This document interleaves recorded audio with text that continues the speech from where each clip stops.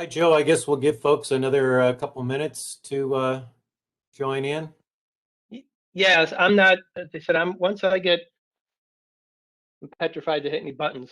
So I'm not able to see all who's dialed in, the participants so far. So I figure you'll get it started and then you'll hand off to me and we'll go from there.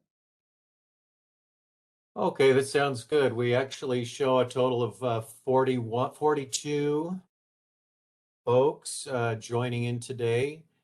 And today is all about an opportunity for all the interested groups and parties to ask questions about the risk assessment calculations related to these three gas risks from the ramp: the medium pressure, high pressure, and storage risks. And as requested, there won't be a lot of presentation material. I believe we'll just be jumping right into some question and answer session. I also want to say that we will try to end according to our scheduled time, but if we do need a few minutes beyond the scheduled ending time, that's okay. We can address the few last questions at the end. If we go over a minute or two, that's fine. So I'd like to turn it over to Joe McCauley and have a great session today. Thanks. All right, Fred, thanks so much. And also just a reminder, I believe this is being recorded, just so folks are aware. Oh, yes, I did mean to say that. So our contribution from CPUC today is that we are recording the workshop, and the recordings will be posted to the Safety Policy Division, Risk Assessment, Safety Advisory sections portion of the CPUC webpage. So there will be a ability to view the recording afterwards. All right, thanks, Fred. As Fred said, I am Joe McCauley. I am the lead case manager for SDG&E and SoCalGas 2021 ramp. Today's workshop is in part the result of some feedback that we heard from other parties. After our last two workshops, one focused on the SoCalGas high cost mitigations, which were these three risks, and then also we had a workshop on wildfire. After each of those workshops, we mentioned there'd be an opportunity for parties to submit their suggestions, their recommendations for future workshops, topics, and schedule. So we would first off like to thank the parties who did submit those. Really appreciate it. Aligning with those requests both during the workshops and those that were submitted for future topics, and in coordination with Fred and the SPD team, I sent an email out, I think 10 days ago, was it? Maybe a week and a half, to the service list with a schedule and agenda for 5 additional workshops. And this afternoon's workshop is the first of those 5. Reflecting parties' feedback, that the workshop will focus on questions and answers and not on a SoCalGas-led presentation. This is just an intro slide. I have 2 slides that I refer to as my intro slide. And then after we go over those slides, Jeff will be starting up the actual presentation. So the first slide, what I wanted to show is the agenda up front. SoCalGas, medium pressure, high pressure, and storage focus on RC calculations, the percent values, and explanations for high cost mitigations. We provided updated supplemental work papers to all the parties last week that have these explanations written. And so what we'll be doing is we'll be providing, and then as you can see here, I want to keep my script. Turn submitted a request for topics, and within their request, they identified like to have some additional discussion on the percent values. What are the inputs? What are the sources of those inputs? And to the extent a percent value is greater than 100, please explain. LPAO also submitted their request to continue to have discussions on the percent, lifetime, and total cost. And then they also mentioned that they would like a discussion specific to the RZ values for the DEMP-related mitigations, the VIP, GIP, slip, and then also the electronic pressure monitoring. So again, we were asked to focus on the requests from the parties. Just wanted to show that these were the requests from TURN and CalPAO, and these are, as is shown on our agenda, the focus for today's workshop. CalPAO also submitted a request with 2 other topics specific to SoCalGas high-cost mitigations. Those 2 questions being, please discuss how pipeline segment risk analysis was used to assess, target, and prioritize pipeline risk mitigations. And then also, please discuss the process for determining the allocation, a level of funding across these mitigation programs. I've identified those 2 topics as part of the September 14th workshop.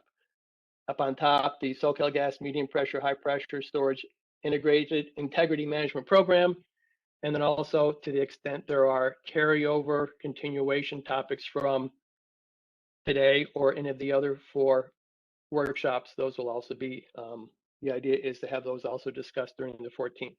So again, just wanted to show these 2 slides up front, the focus, where we got the basis for today's agenda, and also wanted to point out that while CalPAO did ask for some additional topics specific to these 3 risks, from a timing standpoint, from a overall topic flow, if you will, we thought having a separate workshop on the 14th would provide the sufficient amount of time to go over those questions and probably the amount of detail that folks would be looking for. So that's it for my intro. That's it for our presentation slides. Before Jeff gets started, are there any questions from anyone on the call? And I cannot see if there's hands up or anything. So Fred, you see anyone with the question? I do see Tom raising his hand. Yeah. Okay. Tom Long from Turn. Joe, you said you're going to turn it over to Jeff. Does that mean there's going to be more of a presentation, or should we just get ready to start asking our questions? Jeff is going to load up the medium pressure supplemental work paper. And our thought was that we would look at these, we would initiate a discussion going over the percent values, possibly let's say if we looked at the percent effectiveness column, maybe sort those by high to low, with some of them, the high ones being over 100%. And then just, if you will, looking at the explanation, verbalizing the explanation, going that route. That was the approach we were going to take. If you would like it to be a different approach. Joe, that sounds fine. Excuse me, that sounds fine. Could I ask that be done by reference to the medium pressure risk work paper? Yes, we were going to load the medium pressure first. Thank you. Okay. All right. Any other questions? All right, Jeff, I will stop sharing, and then you can start sharing.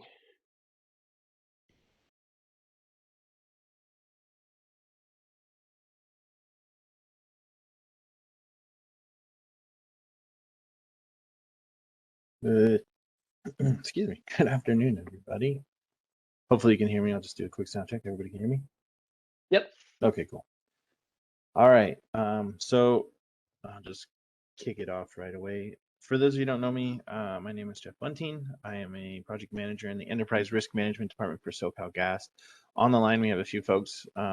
Greg Flores, who is my Director of Enterprise Risk and Compliance. He's also on the call, as well as Chloe Bled, who is our Senior Risk Analyst. They're going to be participating in the conversation today. And also we have some folks from the business unit, the pipeline integrity side as well. I believe for those of you who were part of the last discussion, Travis Serra, Director of Pipeline Integrity, as well as Mark Forster and Stephanie Chern. So just wanted to go ahead and put those names out there and before we get started. So I think to Joe's initial kind of a plan. What you should be seeing on my screen here is the medium pressure work paper. I believe we submitted this last week. Hey, Jeff. Yes, sir. Is it possible to make that larger on the screen? Oh, yeah, it's really definitely. small. Yeah, I'm sorry. So, thank you. That's all right. Hopefully it's a little better. I'll try to navigate that. I know there's a lot of cells and stuff, but we can work. If you could expand the size of whatever the black frame screen is, it might help. See if I can get this to unpin. Where's my pin up here? Here we go. That'll help a little bit, hopefully.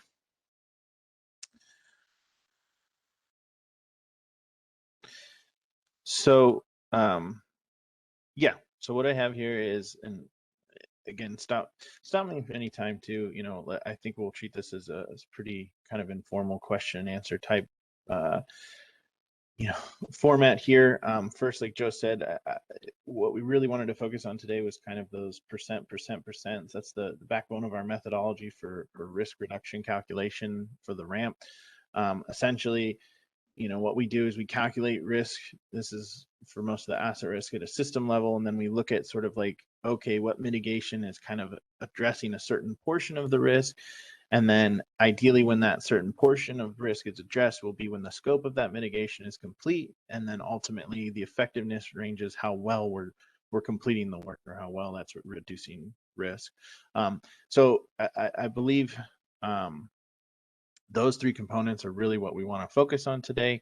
And I just wanted to give a high level flyover of that. I think with just to make sure that we get to all the questions, I think we can just start going. And if there's a particular spot that maybe Turn or others wanted to start, we can do that. I think, or I can just go into, talking about the effectiveness over 100. I know that's been asked a couple times, but I'll just pause there and kind of open it up and see where we want to go. Okay, thanks, Jeff. This is Tom from Turn. Hey, Tom. Hi. This is a work paper we wanted to look at. Definitely. First of all, I wanted to just flag for the rest of the parties that Turn asked a data request set 8. The response to question 8-1 or question 1 in set 8 provides a written explanation of what these percent, the percent, what Semper calls the percent methodology for calculating change in likelihood. What those particular percent values mean, that is percent scope, percent mitigation scope, percent risk addressed, and percent effectiveness. And so, I wanted to make clear that we've reviewed that response, which is in, again, 8-1. And we still have questions in particular about the effectiveness values over 100%. So I'm glad you're willing to start there, Jeff. The other thing is, I just want to confirm that this work paper that you're showing is a work paper that is in response to Turn's question 8-2. Is that correct? Yes, sir. This is a work paper that is I have it open on my screen so I can see it a little bigger. It's what you're calling it is Turn DR8 question 2.5. Is that right? I believe so. I don't hold me to that, but we're talking about the data request. This is in response to the data request that Turn had submitted and where we provided. Yeah, I'm referring to the file name. So that's the file name that I see for this particular set of worksheets. And you're looking at the RSE work paper tab of that set of worksheets? Yes, sir. Okay. So here again, I just need to say this again. I would love it if other parties could be able to follow along, and I want to call out this set of work papers that we got in response to question 8-2, and I would love everybody to be able to see them, but I don't think they have them because, again, the Excel spreadsheets are not on your website. Tom, this is Joe, and we provided them to all parties last week. So you provided this set of work papers to all parties last week. Yes. Okay. So Joe, this is Eric at UCAN. I didn't get it. I didn't get any. I've got nothing of this kind. Thanks. Eric, we provided it to the point of contact for UCAN.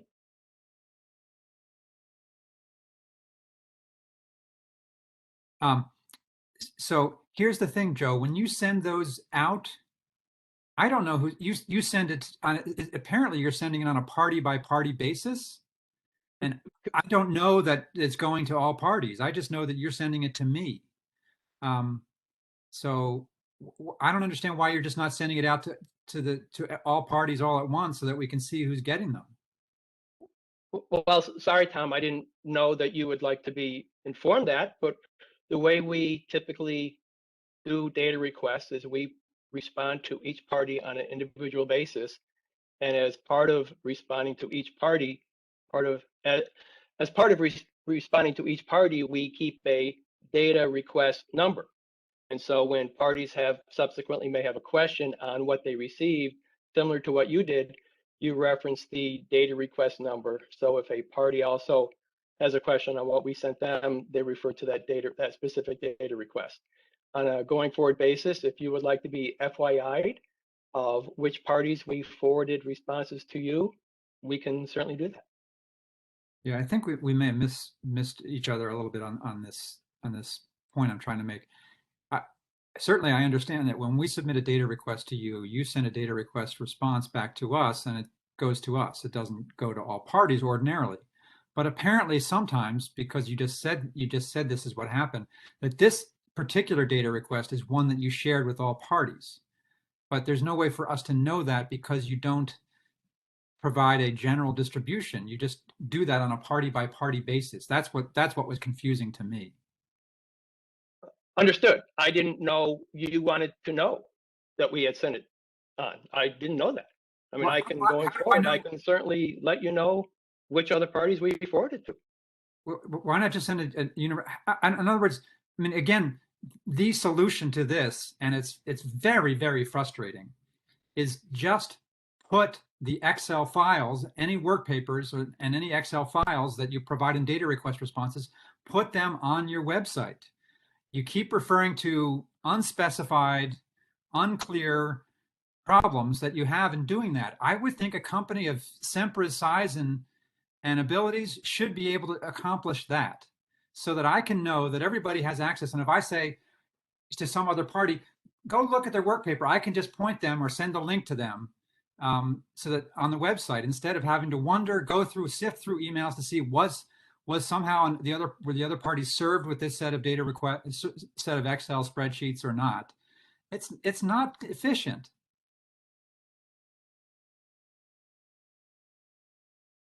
Can we fix that problem? This is Elliot. Tom, you're being. I think we could take the tone down a notch on this.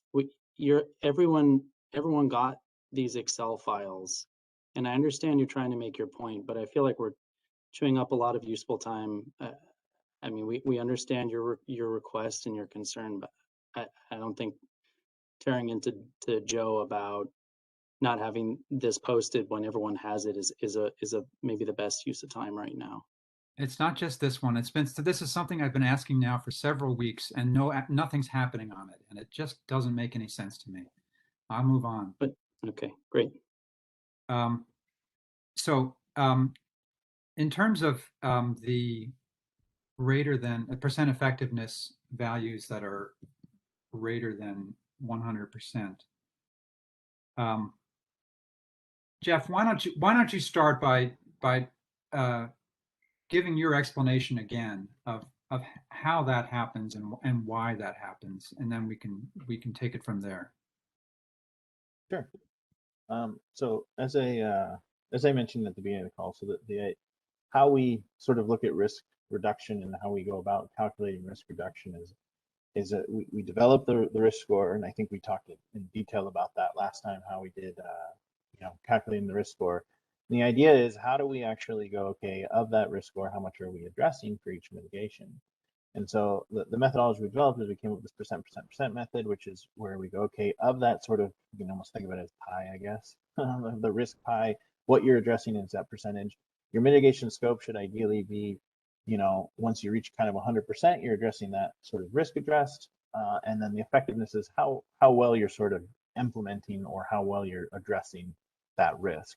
And so specific to, how the effectiveness can be over 100%, I think the stance we take is that some of the mitigations and some of the activities that we're doing are more focused at risk reduction than others. And I think we spend a lot of time kind of talking about DIMP, and that's the perfect example. DIMP, we have this vintage integrity plastic program. We know it's targeted at more risky pipe, if you will, or pipe that has issues outside of just other maybe similar vintage or different manufacturer. I don't know the details of that, but the point is that the program itself identifies more risky pipe. And so when we go out and replace a section of that pipe identified in that program, it's, we're getting essentially a better benefit if we just randomly went out and replaced, plastic pipe. So that's sort of the idea behind the effectiveness and how it can go over 100%.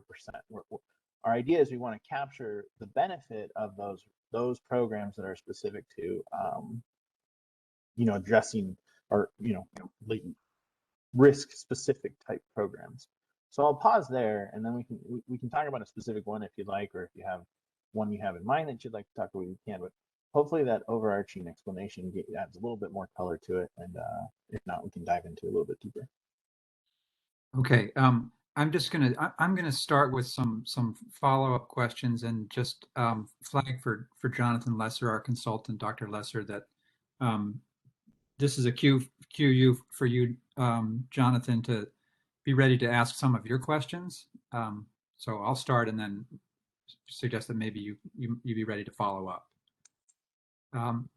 So I think it is important to remember what each of these three percentages that are used multiplied together in order to figure out the percent change in lure. That's the first point, right? Those three things together are what is used to figure out the change in likelihood. Correct?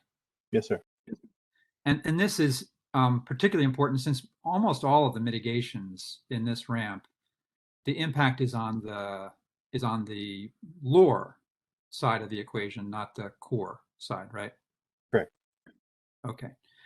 So that's why we're spending time on it. I just, for those who aren't as close on these issues, I just want to understand, when people understand why this is particularly important.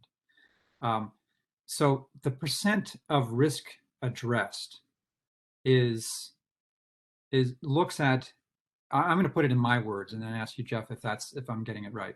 It looks at the drivers for the risk event in question and says, this is, in some respects, that when you look at which drivers are being addressed by this mitigation, then you look at the events associated with those drivers, and that's how and then you compare that to the total number of events, and that's how you figure out the percent risk addressed. Is that pretty close to it, or does that get it? Yeah, for majority of the percent risk addressed, that's how we did it. We looked at, so you can actually see on my screen, hopefully, of this explanation, of the total incidents that were caused by these specific drivers, that's what this program is targeting. So okay, yeah. Thanks for moving to that. Let's look at this row 17 that you have, I think, highlighted in here on the screens. That's helpful. Yeah. So you're saying that Sorry. Oh, yeah. Okay. You're saying that replacement of vintage plastic pipe addresses 20% of the events associated with the drivers that this pipe replacement program gets at. Is that right? Yes. Okay. And the drivers are things like, as you have in the explanation, I'm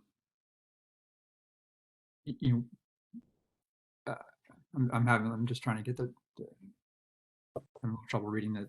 Let me move on to my so I can read it a little easier. Pipe weld or joint failure, corrosion, natural forces, outside forces, equipment failure. That's a lot of drivers, but this one addresses a fair number of drivers, right? Yes. Okay. Yes, sir. So generally, that's what the vintage pipe that's the percent risk addressed. So now, if we can move over to percent scope of mitigation, you're saying that this is going to address 1.3% of the vintage plastic pipe miles in the system. Yes, sir. The planned mitigation for this time period is going to address 1.37%. Okay. Yes. All right. And now let's move to percent effectiveness. Sure. Okay. So here you're saying that in addressing this mitigation, in addressing the drivers that we looked at a moment ago, and to get that 20% value, that somehow this is going to be more than 100% effective. In fact, three times as effective in addressing in being effective at dealing with those drivers. So it's going to be 300% effective in dealing with those drivers. Is that how I'm to interpret it? Yes, in dealing with those drivers as they relate to vintage plastic, yes.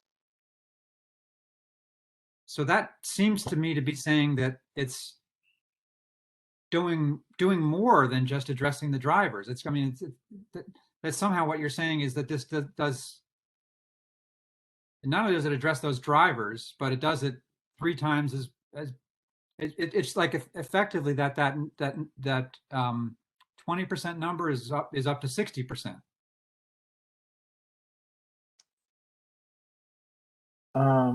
I wouldn't say that it.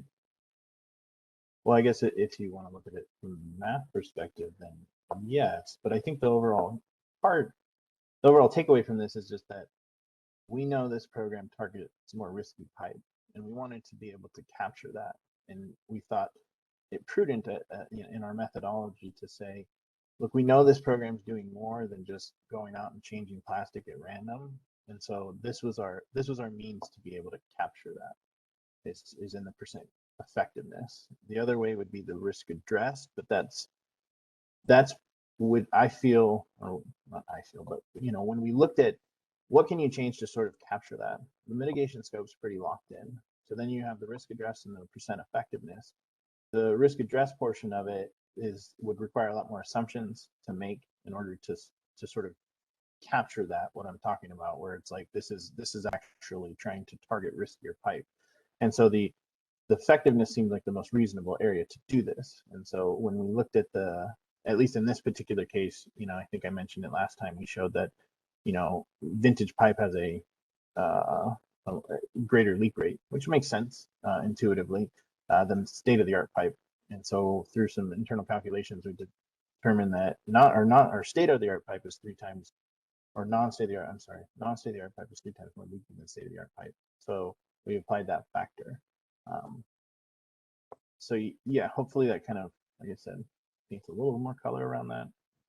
But yeah, that was our thinking. Oh, I'm sorry. Go ahead. I'm sorry. We're supposed to be taking the existing level of the pre-existing level of risk and seeing what the effectiveness of this mitigation is, or what the impact of this mitigation is in reducing the risk. And here we're focused on the likelihood value. I guess I just don't understand how you can say that a mitigation is more than 100% effective, and I don't understand this leak rate thing. You had pipe that was presumably in bad condition, and you replaced it. And so it seems like it should be up to anywhere between 0 and 100% effective in addressing the drivers that it's being put in to deal with. And to say it's doing more than 100%, I don't understand it. And Jonathan, I know there's some in your response to 8-1, you seem to emphasize a point about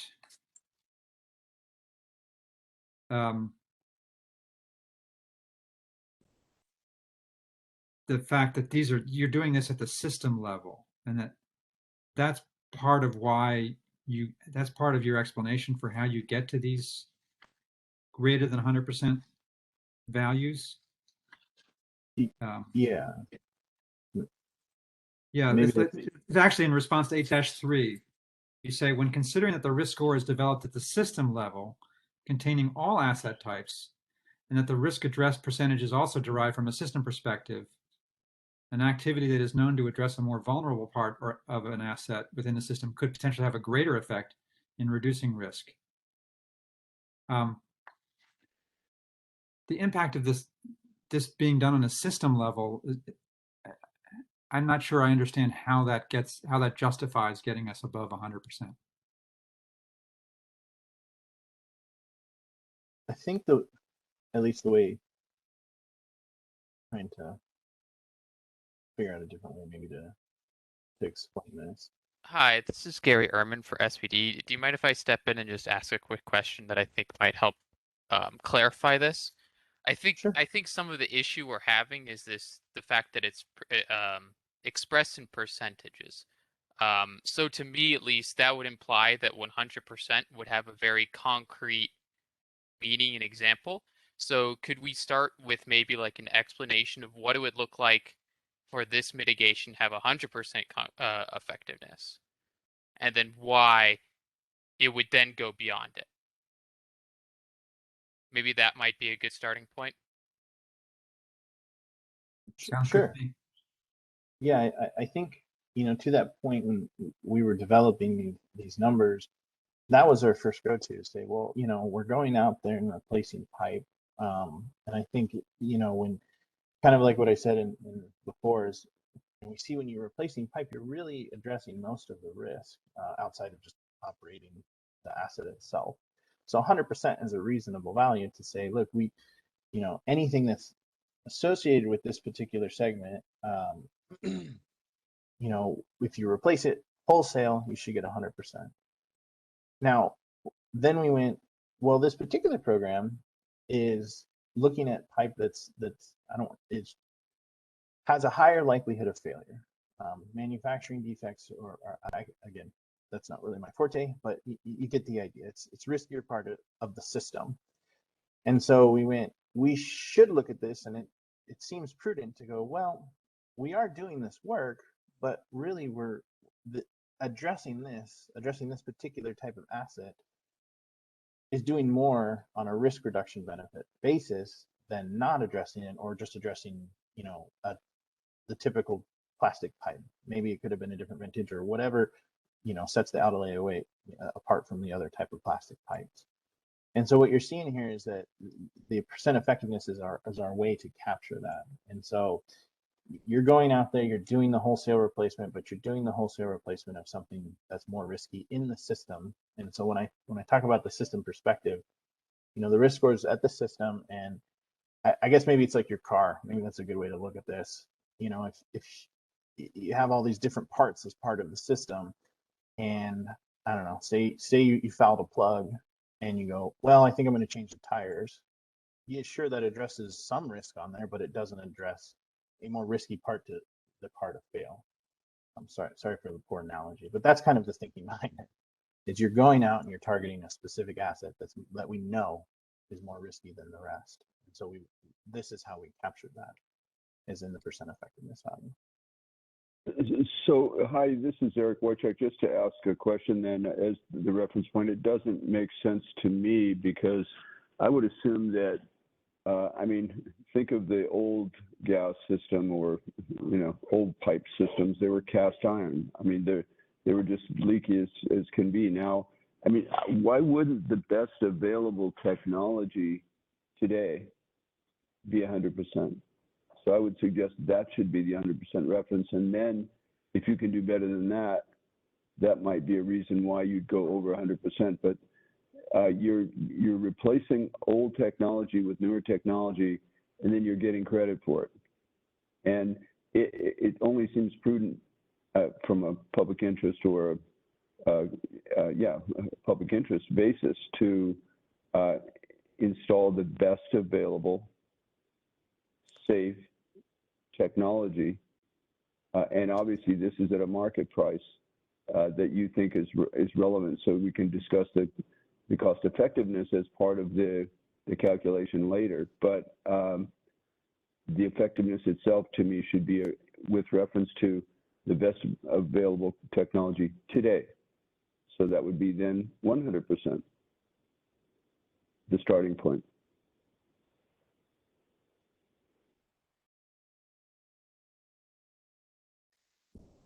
One thing I would like to add too, I think somebody sort of mentioned, what happens if you change it. And these workbooks, they're live, so you should be able to change this value and it'll update accordingly. Just FYI. Could I invite Jonathan? Did you have any questions that we haven't asked already? Yeah, Jeff, this is Jonathan Lesser. Suppose I'm still trying to understand the calculation here on the basis. Suppose you replaced all the plastic pipe on your system. Would it still be a 305% effectiveness percentage, or is it based on the actual scope of the mitigation?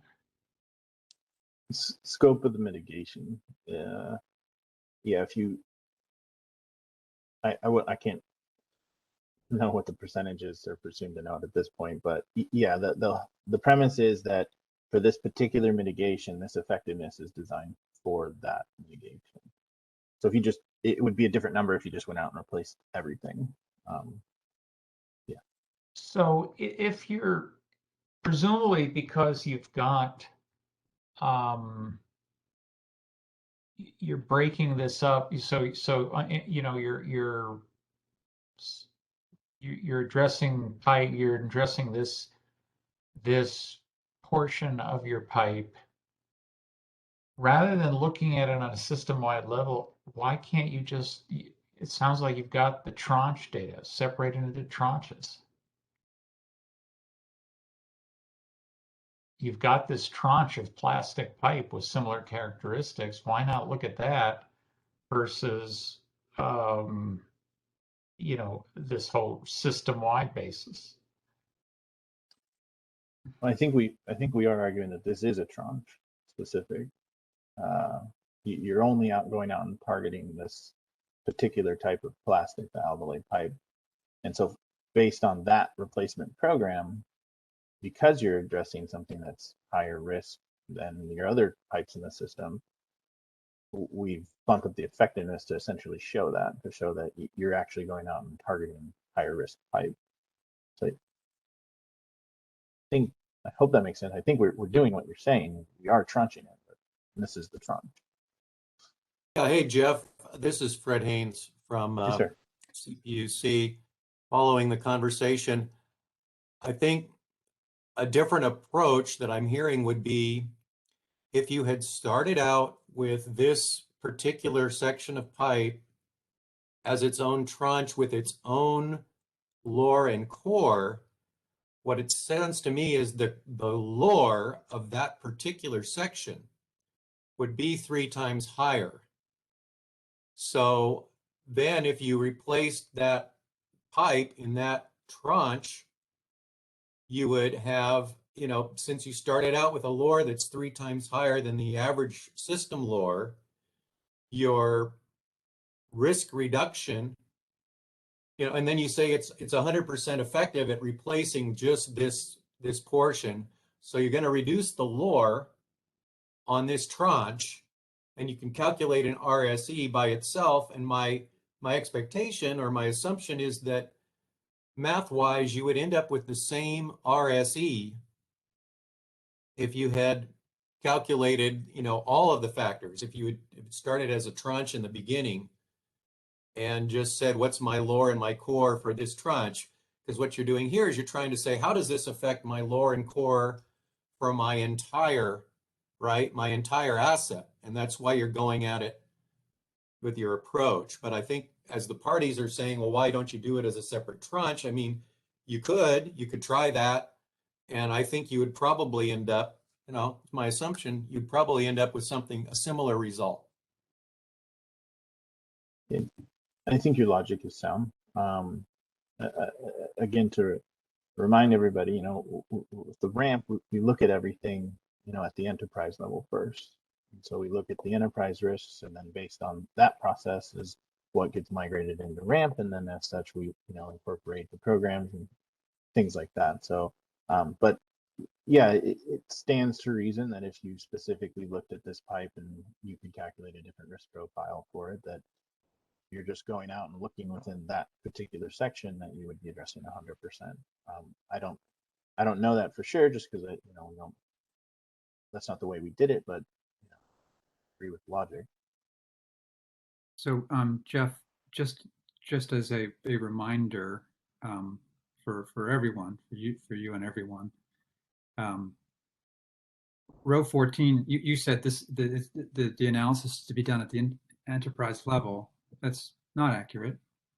Row 14 of the settlement says for each risk event, and here the risk event is failure of medium pressure pipeline, the utility will subdivide the group of assets or the system associated with the risk into tranches. Risk reductions from mitigations and risk beneficiencies will be determined at the tranche level, which gives a more granular view of how mitigations will reduce risks. So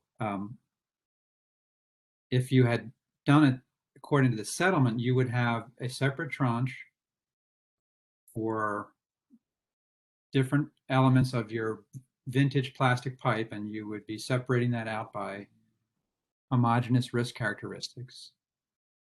And I think you'd avoid this strange greater than 100% thing, which is counterintuitive and confusing at best, and can just be a way to adjust, for there just to be adjustments to the SME to get the risk beneficiency to get them to where you want them to be, as opposed to based in fact and something that the parties can understand. So that's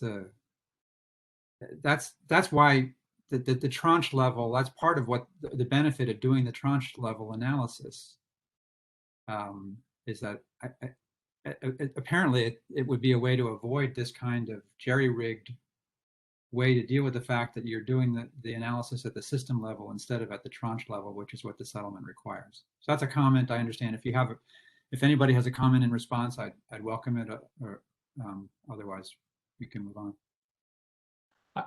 I just asked, this is Jonathan Lester, I have just some more questions, if I may. So your percent effectiveness in this example is not the leak ratio. You presumably know what the average leak rate for all the pipe is. Is that correct? What we're saying is the leak ratio between non-state-of-the-art pipe. That's an average. So average of non-state-of-the-art pipe versus an average annual leak rate for non-state-of-the-art versus state-of-the-art pipe. Okay, so you're not comparing this to the leak. It's not based on the leak rate of plastic pipe relative to the overall leak rate of all the pipe that's already installed. Maybe I'm not understanding. I think we are capturing that by. No, okay. So go ahead. Let me explain again. I apologize if I'm not making this clear. You have different kind of medium pressure pipe, and the different types of pipe have different leak rates. Is that correct? Yes, presumably. Oh. Yes. Okay, so there's for all this pipe, I guess one question is, do you have, whenever a leak occurs, do you know what kind of pipe is the source of the leak? So you can go, okay, well, this was iron pipe, this was plastic pipe, this was some other kind of pipe. So you have all that data. So I'm not the pipeline integrity folks. So please, anybody on the line chime in if I'm wrong, but I believe the answer is yes. Okay. So there's an average rate for all the pipe you have.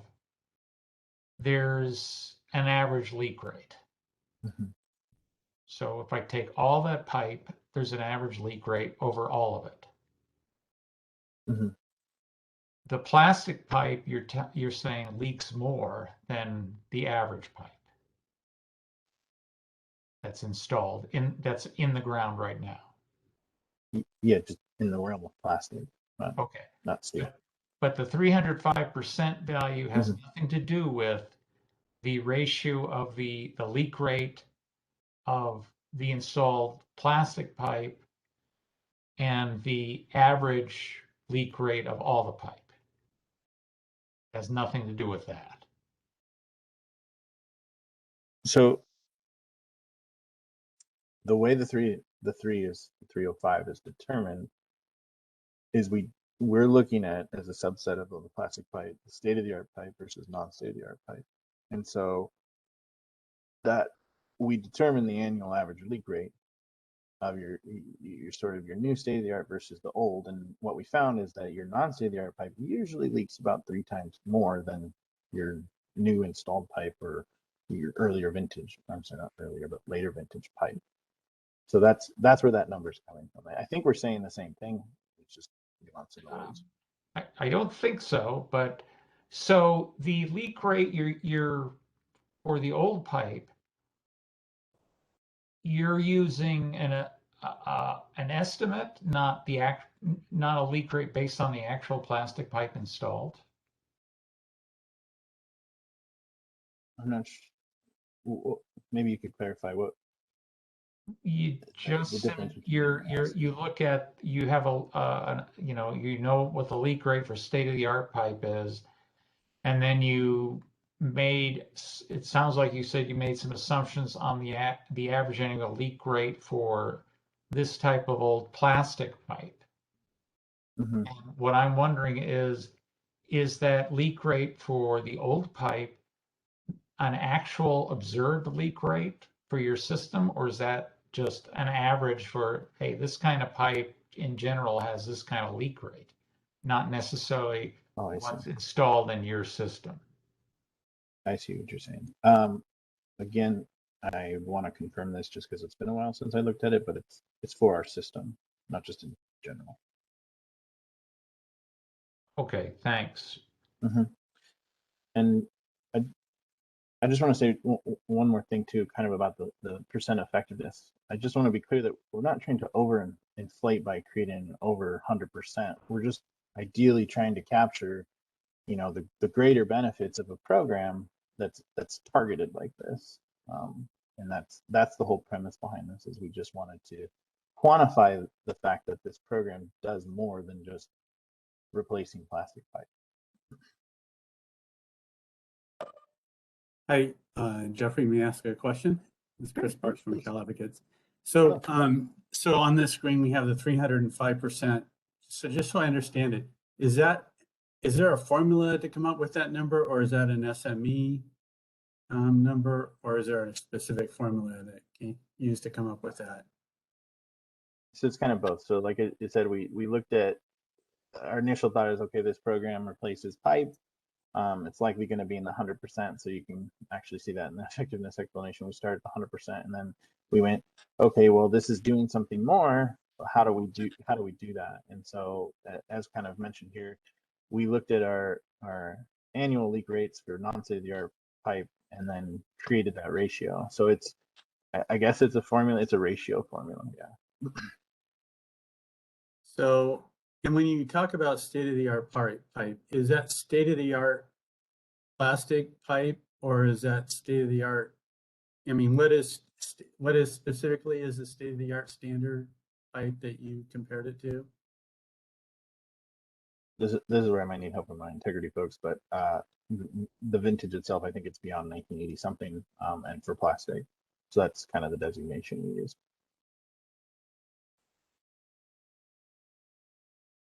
Yeah, the plastic vintage is pre-1986, installed prior to 1986. We installed it from 1969 to 1985. So you're saying plastic pipe installed after 1986 is the standard state-of-the-art? Yes. Correct, yeah. Okay, and you actually have a leak rate for that? Or at one point you mentioned like having no leaks if you replaced it with, I think, I don't know, steel, but do you have a leak rate for that 1986 and beyond pipe, plastic pipe? Is that what you're using to come up with the 305%? Correct. Okay, and is that detailed in like a work paper or something, that particular rate for 1986 and beyond, a leak rate for that? No, this is everything we talked about. Leak rates is basically shown here on the screen. Okay, all right. And then you explained that you did it coming from the approach of looking at the enterprise and working then down into a deeper level, which Term was discussing about, comparing that to the settlement agreement. But in the approach that you did, that SoCalGas did, then that was done where it looked at it. I'm just trying to figure out how it branched that down. Did it look at then vintage plastic pipe that was installed after 1986? Was there kind of like a detailed analysis of getting from the enterprise level down to this particular example of a mitigation program? So I think maybe the best way to answer that is to look at these, not necessarily this sort of a sequential events, but rather two different processes happening at the same time. I think we kind of talked a little bit about this last time, where internally we have our own sort of risk modeling, and the Dreams program itself came out of that internal risk modeling and said, and in conjunction with not only our modeling but literature and things that were happening in industry, to say this type of plastic we have reasonable, it should be replaced because of X, Y, and Z. And so, then on the other hand, you also have your ramp process where we're looking at, your enterprise level, and then obviously your system risk of maintenance pressure. And that's why we talked in the November workshop too last time about kind of things are being pre-tranched. This is one of those examples where our internal modeling has shown that this particular asset is an issue, and so it folds up into the enterprise risk, if you will, or the ramp risk of medium pressure. So it's kind of a process happening at the same time in two different areas, if you will. They work in tandem together. Okay, so that kind of I appreciate you kind of giving me kind of like a background on that. I would just say that it is difficult for me to kind of understand the 305%, the discussion that Fred Fane Haynes and Tom from Turn talked about, like to have this in a different format, I think would be helpful, because the 305% is like, okay, 305% effectiveness. It's like I would have thought 100% was the maximum. And I see in the data request response, it talks about it's a factor, but it's not clear to me how that actually gets computed, how that gets factored in. So anyway, okay, but thank you for kind of giving me a better understanding of how this was derived. Sure. Jeff, this is Jonathan Lister again. I'm sorry to ask you one more question. Go ahead. If suppose the percent effectiveness was 100% in this instant, Mhm. and that would say that the leak rate for the old pipe is the same as the leak rate for the state-of-the-art pipe. Well, I'd be careful. It's not that the effectiveness is, or it's not that the leak rates are driving the effectiveness in totality. It's just that was one of the ways we thought to utilize to try and show that greater benefit. I guess my point is, just because it's 100%, we're not necessarily saying that the ratio of leak rates is 1-to-1. Well, but what you're saying in your explanation here is the ratios the 305% is based on the leak rate ratios. Right. I think the way to look at it is we started 100% because we're seeing that as a new install / replacement effectiveness, which is pretty similar. Most SMEs in our business seem to agree with that, and then we build upon that with the leak rate. I just want to make that distinction. We're not saying, oh, if this was 100%, then we're absolutely saying that the state-of-the-art pipe doesn't leak or leaks the same rate as non-state-of-the-art pipe. I guess is the only thing I'm trying to clarify. So, okay, well, I'm sorry, now I'm really confused. Then I don't know what this percent effectiveness value, your explanation says is based on a leak rate, the difference in leak rates. But now you're telling me it's based on other things as well, but I don't know what those are, and it's not in the effectiveness explanation. No, I'm sorry. I just from when you started to talk hypothetically, like say if we drop it to 100%, that means that the leak rates now are the same. I was just clarifying that point. It's not what I'm saying. I'm saying in order to get to 305%, we did use the ratio of leak rates. But I'm strictly just speaking to your kind of hypothetically, what if we dropped it to 100%? Okay, well, let's suppose hypothetically the leak rates were the exact same. Sure. And so there's no other change. Then how would that reduce, if I'm replacing one type of pipe with a leak rate versus a second type of pipe with the same leak rate? How does that reduce lower? So I think maybe a clarifying point is this is just one of the ways that we thought to capture the sort of greater benefit of this targeted program. So it's not a blanket statement to all sort of replacement programs. It's just one thing we looked at and we went, this might be a way to quantify that sort of greater risk reduction. So yeah, I just wanted to set the table on that. If your question is, if they have the same leak rate, why should we go do this work? Is that what you're trying to ask? No, that's not my question is just strictly a mathematical one. If Okay. there's I'm still just trying to understand this percent effectiveness value. If it's less than 100%, does that mean it's not very effective, or suppose So it's? Yeah, sorry, go ahead. I'm sorry. No. I'm saying suppose it was 50% effective. Yeah. That sounds like, gee, that actually increases risk, which probably isn't correct, but. Yeah, I wouldn't say it increases risk. I think the percent effectiveness is a value to be looked at kind of like how well is it reducing risk? So a good example might be something that we're doing that we don't necessarily know the benefits of yet, or maybe the benefits are realized long term. I think I gave an example. I think it was, I can't remember which workshop it was, but we gave an example of our dig-in mitigation where we go out and sort of photo document, locate and mark that we respond to, and that just gets put into a database.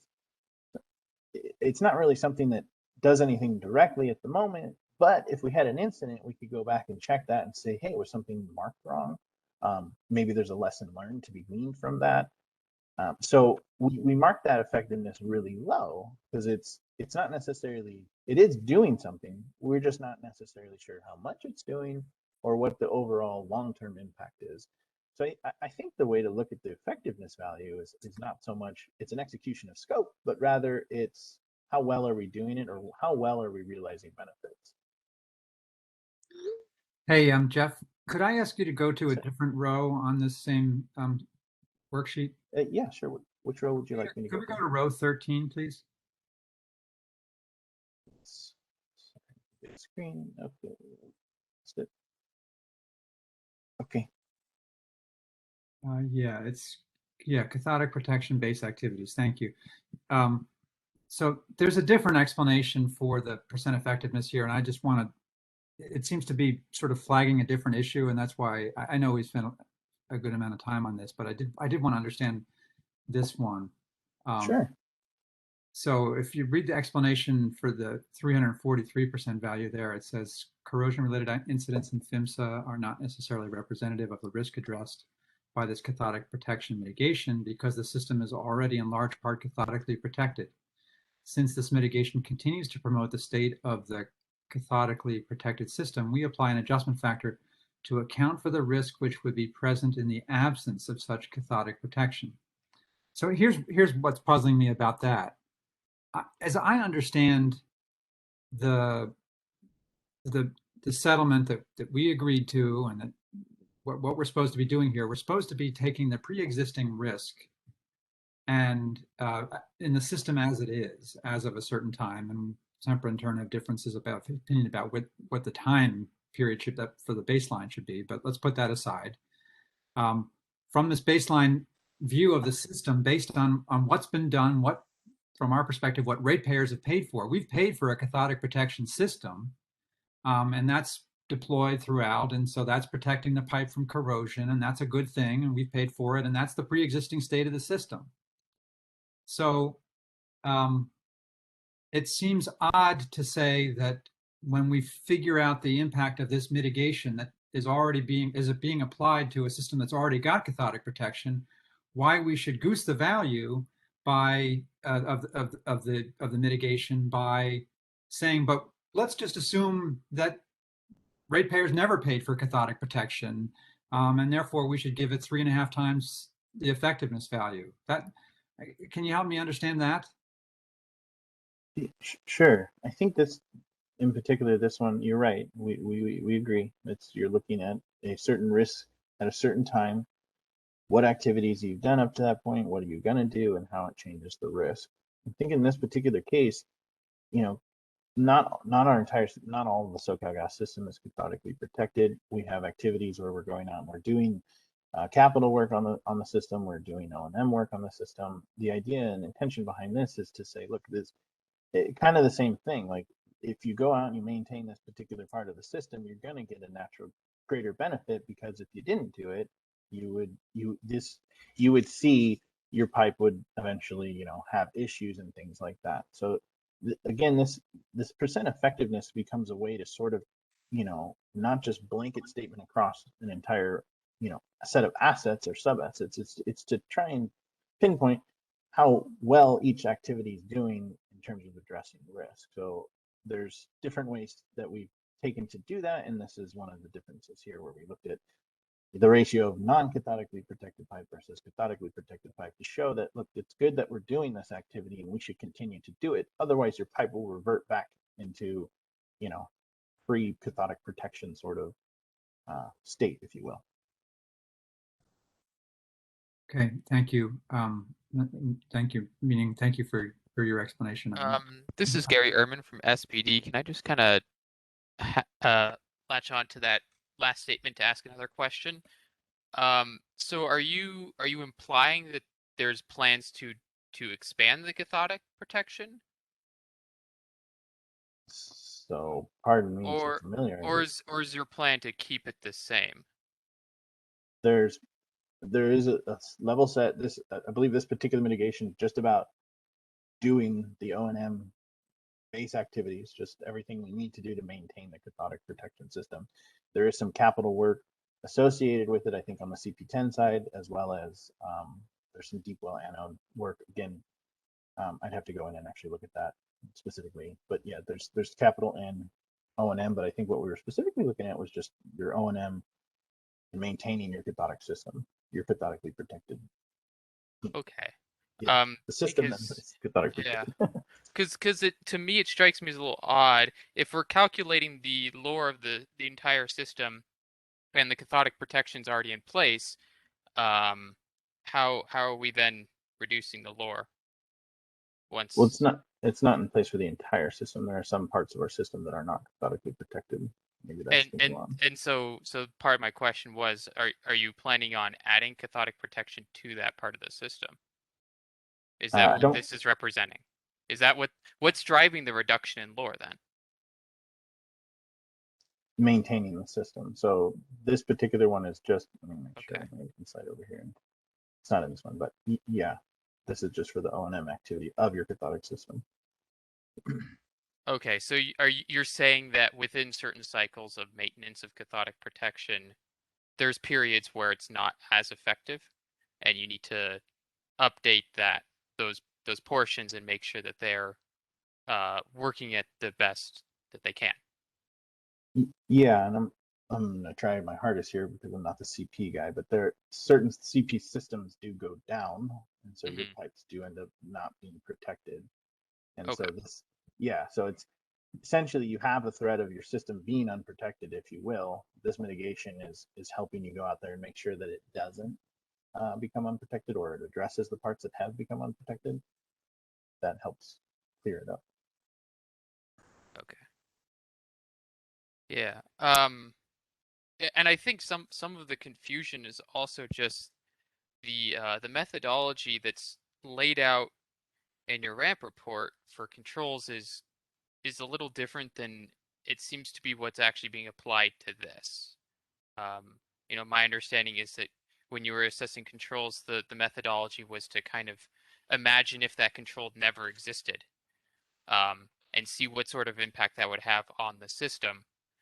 And in this case, it looks like you're assessing it differently than that. So there is kind of a mismatch in the methodologies, and I think that might be driving some of the confusion with this. I'm not sure. Show it, yeah, to that point, we show it as just a reduction in lore, and that's just to keep it consistent, just the following as consistent showing. But we do abide by that. If we something that's been in place at control for many years, we would treat that as sort of kind of like to say, like, well, what if we didn't do it? What would that look like? But we show it as a reduction of doing the activity, just to be consistent with the rest of the activities and the math showing. Okay.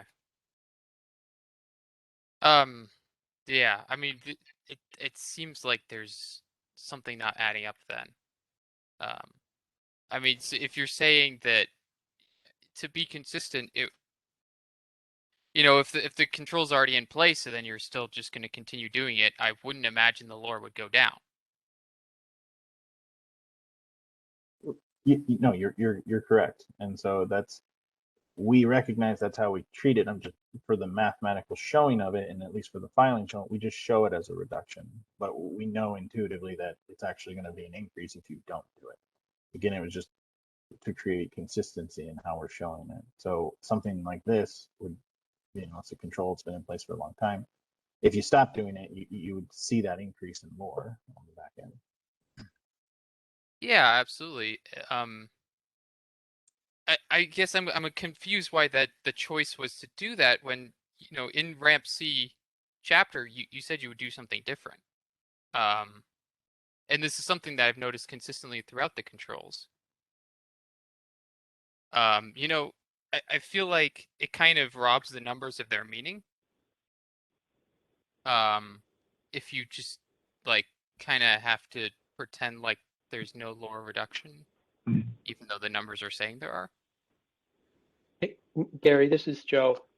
Are you saying that in those cases where if we were to stop doing something, the lore would increase relative to doing something, the lore being decreased, you would prefer having instances with a negative RC and instances with a positive RC?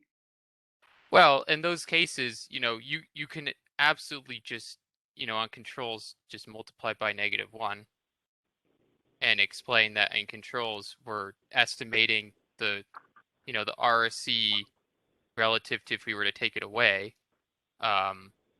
Because for me, if you're taking something that already has a control in place and then saying we're going to apply that risk reduction again, then you're kind of double dipping in a way. So maybe show them all as absolute values, but indicate which ones we, if you will, multiplied by -1. Yeah, absolutely. Yeah, that I think, and that seems to be, that even seems to be what's suggested as the methodology in RAMP-C of your report. And in some cases, it seems to be that is what is done, but in a lot of cases, that is not. Okay, thanks for the suggestion.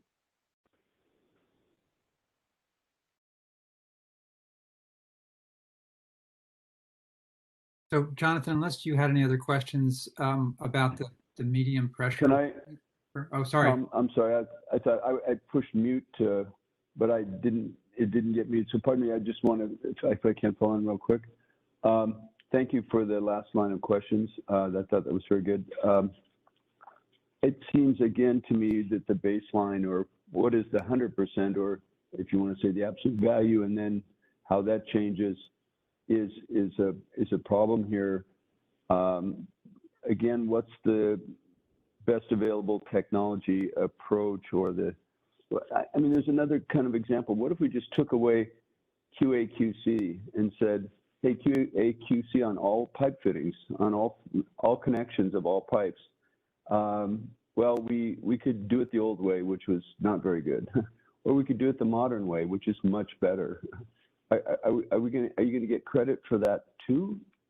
I'm just saying that it seems like you're applying and getting credit for things that should be standard practice, and I think the standard practice should be the baseline, or the 100% expectation level. And so, yeah, it seems contrived, and I think we need to find out how we can use a standard approach that will help us understand what the baseline is, so we can see where the lower is really supposed to go.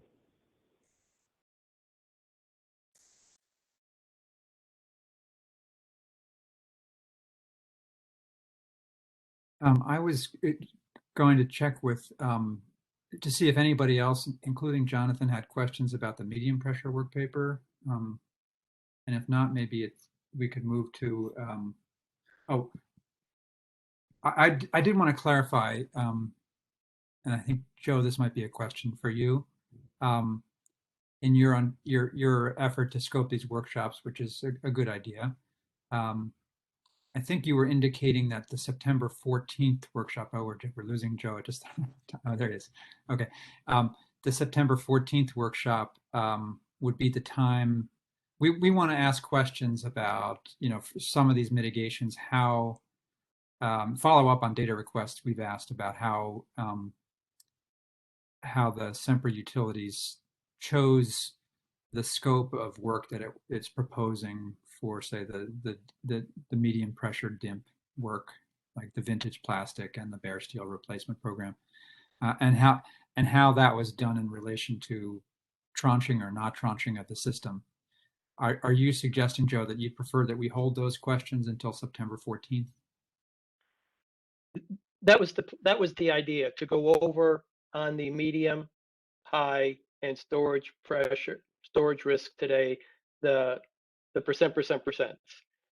To the extent, Tom, you have questions on how the scope, the range of dollars and range of units in a ramp was developed, go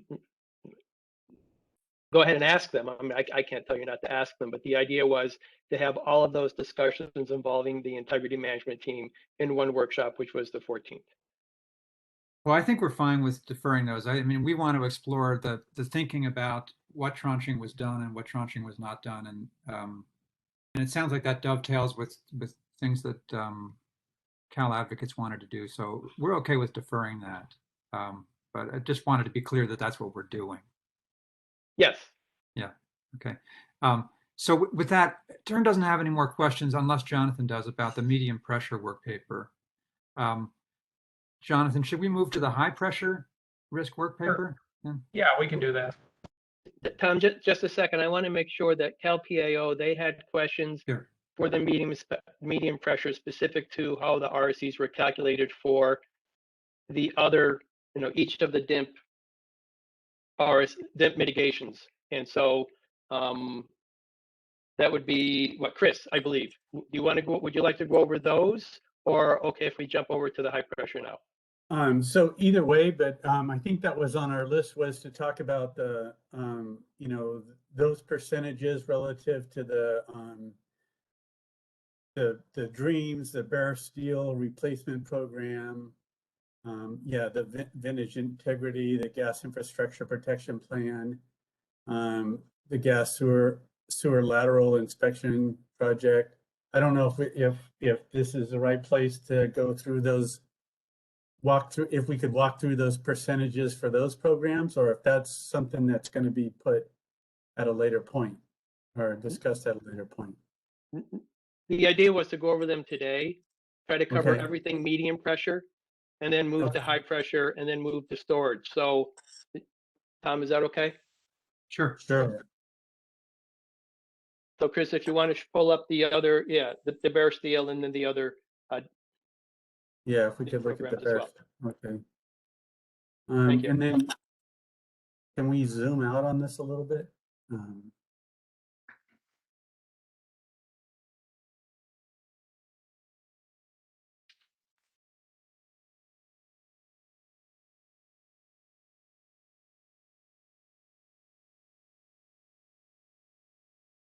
Or maybe even zoom out a little more, or compress it.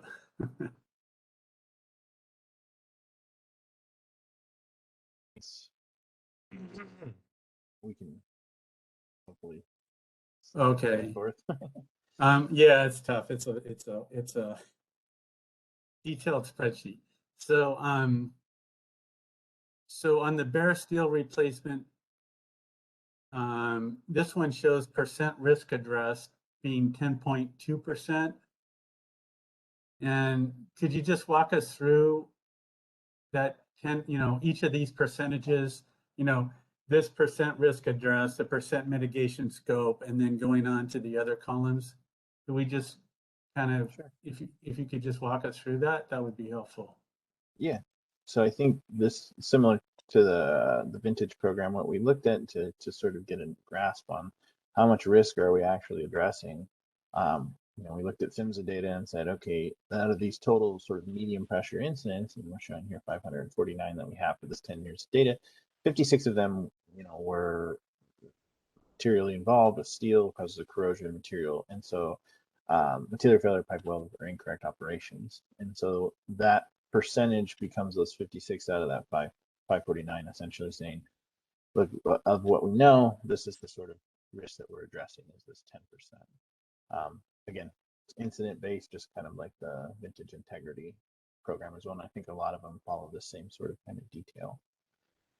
On the scope side, again, very similar. It's how much we reasonably and feasibly think we can do over the course of the next 3 years out of the total system. So here we're showing we're planning on doing 122 miles of steel replacement out of our total 17,000 miles that we have identified for the DREAM program. And then the effectiveness follows the same logic as we've been talking about, where we know that we're going to replace something, it's going to be a new install, so likely that effectiveness should be 100%. This is a risk targeted program, and so we think that effectiveness should increase because we're targeting the more risky set of steel pipes in our system. And just like with the vintage integrity, we used kind of this different leak rates for non-state-of-the-art versus state-of-the-art steel pipe, and we get a slightly different factor. Instead of 305 to 387, and we apply that to your percentage effectiveness base of the 100% to get to 387. So I know I zoomed through that. Feel free to ask questions or pinpoint certain aspects that I covered.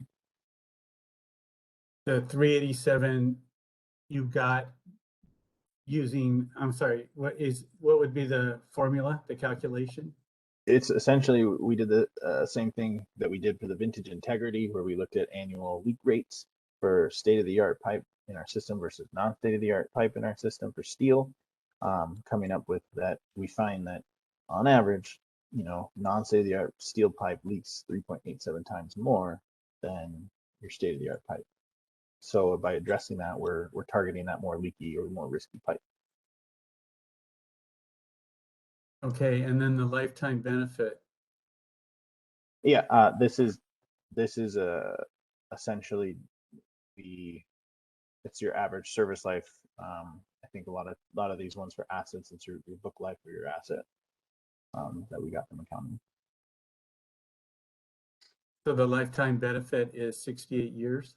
Yeah, and then we did the 3% reduction for that.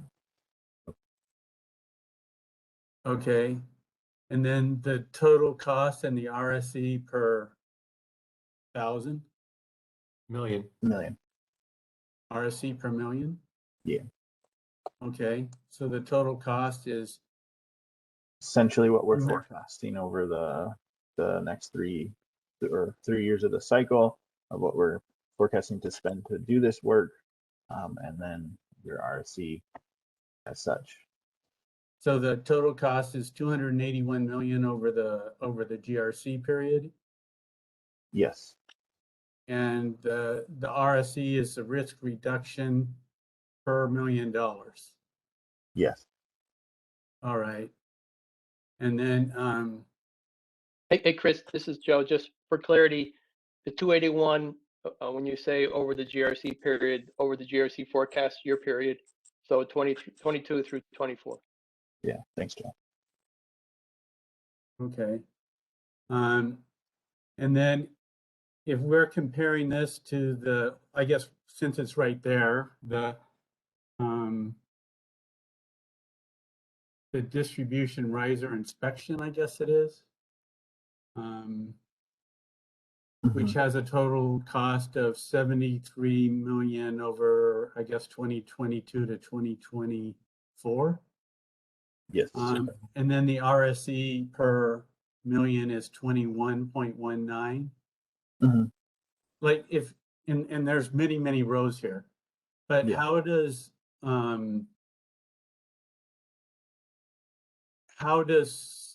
SoCalGas go about determining what level of spending, does it use the RSC to determine that level of spending? Like on one, we have 281 million, which is an RSC of 0.88.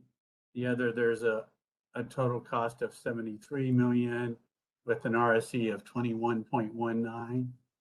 How does SoCalGas go about figuring out these actual values, the level of mitigation in, for example, between these two different types of mitigations?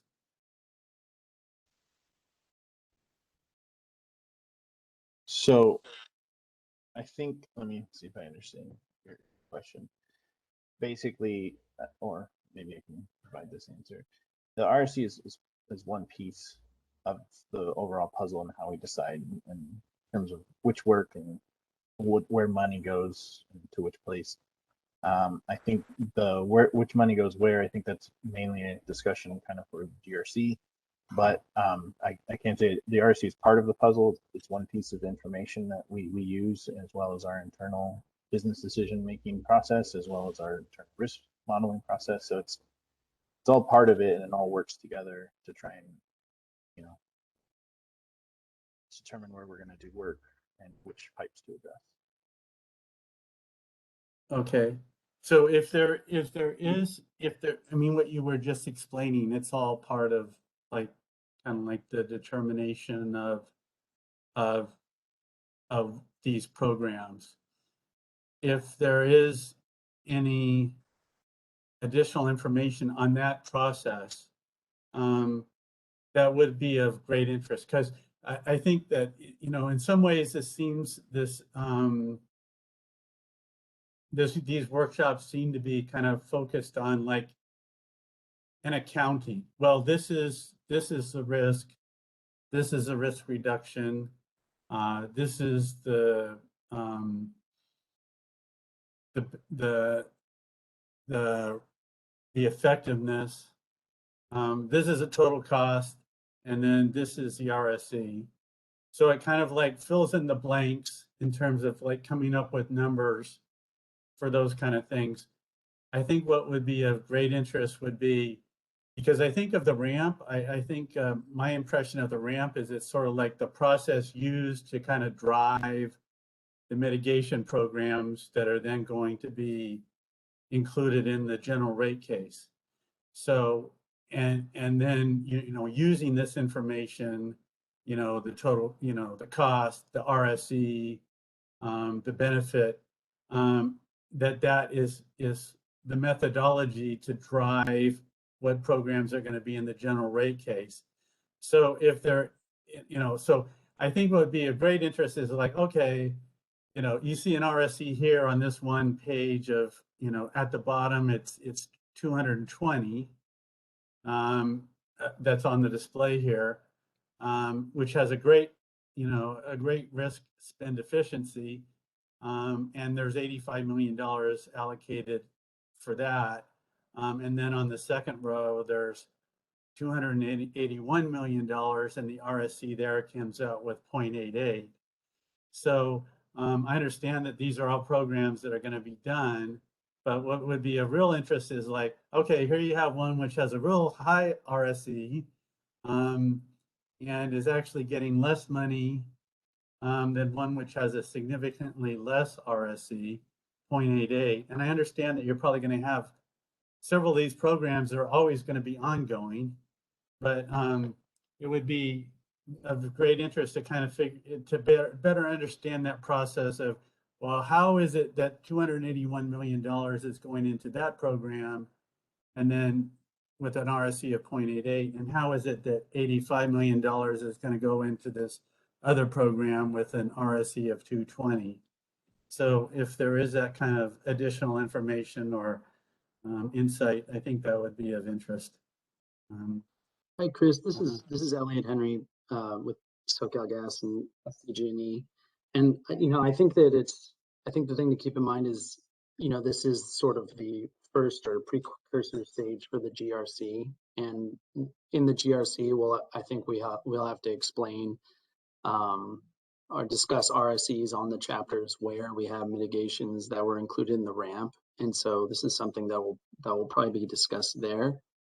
You know, this is sort of the first step along those lines. So it's not, you know, and this is all kind of forward looking with these RSEs. So I don't think there's something we could provide you that would be some sort of clean explanation or anything of that sort today. And so I think Jeff's point about in the GRC, this will get explained and how it's implemented and whatnot will hopefully be clearer then. Well, Elliot, I have a different thought on that. I think Chris is asking the questions, a lot of the questions we want to get to as well. These are the kinds of questions we were thinking would be deferred to the September 14th. But I did want to mention, Chris, please do take a look at the response, assuming it's posted, to our data request set 11. We were asking, for example, how did they decide on the scope of the vintage pipe program, which is a very expensive program, and how did they decide on the scope of the bare steel replacement program, which is another very expensive program? And you'll see the answer is it's not based on RSE. They did not do an RSE analysis for, you know, broken down by tranches for that program to say that this particular tranche would deliver this amount of risk reduction for the dollars spent. They based it on as much as was feasible. So it's, and we have problems. We have a problem with that. The point of this exercise is that cost effectiveness should be entering into the discussion, and it shouldn't be based on things like just how much can they get done. That we need to be thinking about other things like cost effectiveness. So anyway, there is something in the record, so to speak, that gets to what you're asking. So I'd encourage you to look at that. Okay, thank you. And then Elliot, I guess I hear what you're saying, that there's no answer to that today. And it sounds like Tom's saying there's going to be a further discussion of this on a future agenda item. But I would my initial thought would be that this is not something that it doesn't make sense to me off the top of my head that this is something that gets deferred to the GRC. This is something that would seem to be one of the core elements of the ramp. This is where the risks are assessed and the mitigation programs are put forward and discussed, and that is then clear to everyone so that they understand what to expect in the GRC. But I hear you that it's not something that we would be talking about. That it's not a topic that we would have answers for today. So, but if we could, let's see. There were the other elements that were on our list, and I'm trying, besides the bare steel replacement program, I'm trying to pull that up. Can I ask, this is Melinda from Protect Our Communities. Can I just ask a clarifying question while you're looking for that, Chris? Do you mind? When SoCalGas is saying that there's more, 100% or more effectiveness, is SoCalGas suggesting that new pipe that is installed will not leak?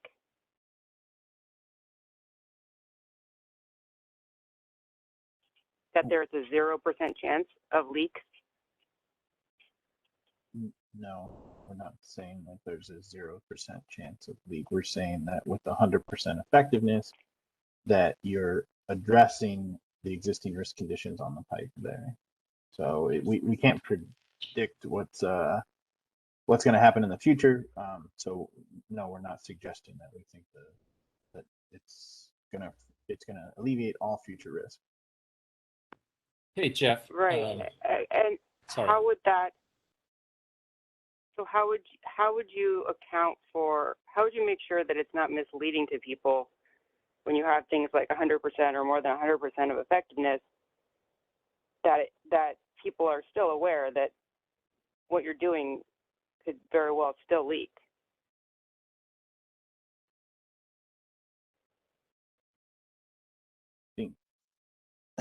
I'd like to jump in for a second. It may help to clarify my understanding. If we go back to the first example where you were looking at leak rates, you're using leak rates as a proxy to measure the relative riskiness of one type of pipe versus another. You're not saying you're going to eliminate 100% of the leaks on a pipe. You're just saying that the way that you approach your integrity management program is you look at leak rates as an indicator that if something has more leaks going on, it's more likely to fail. Because you don't have a way of directly measuring what is exactly going to fail, but you're indicating that you think leak rate is a good proxy, it's a good metric to do a relative risk analysis of one kind of pipe versus another. That's how I understand it, and I see you shaking your head, so hopefully I've got it. Yeah, that's a good succinct way to put it. We use the leak rates as a proxy to try and sort of quantify the greater effectiveness of a program that's risk targeted.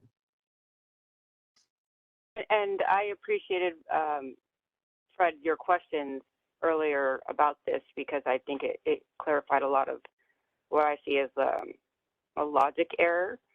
But really, we're supposed to be talking about reducing risk, and that's what people are going to be confused about when they see 100 and more than 100% effectiveness. They're going to be thinking of it in terms of the risk that the ramp is supposed to be discussing, not the thing in this column M. So it's a concern. I think that is a transparency issue and misleading with respect to the impact of the mitigations.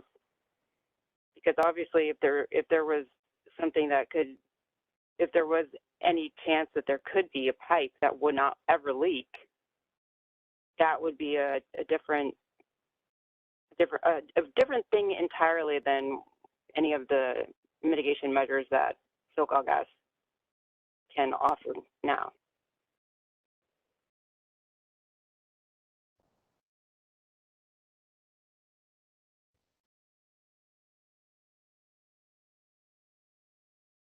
Thank you, Chris. I'm sorry.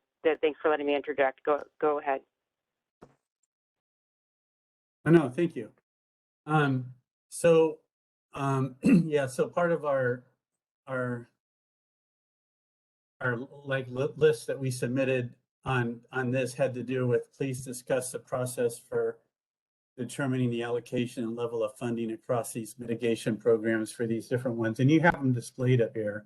But I guess what you're saying is that's not something that will, that you have an answer for at this for this moment. Yeah, Chris, this is Joe. When you mention the word funding, within RAMP, we're not asking for any dollars. We're identifying a forecasted range of what we anticipate requesting in the GRC.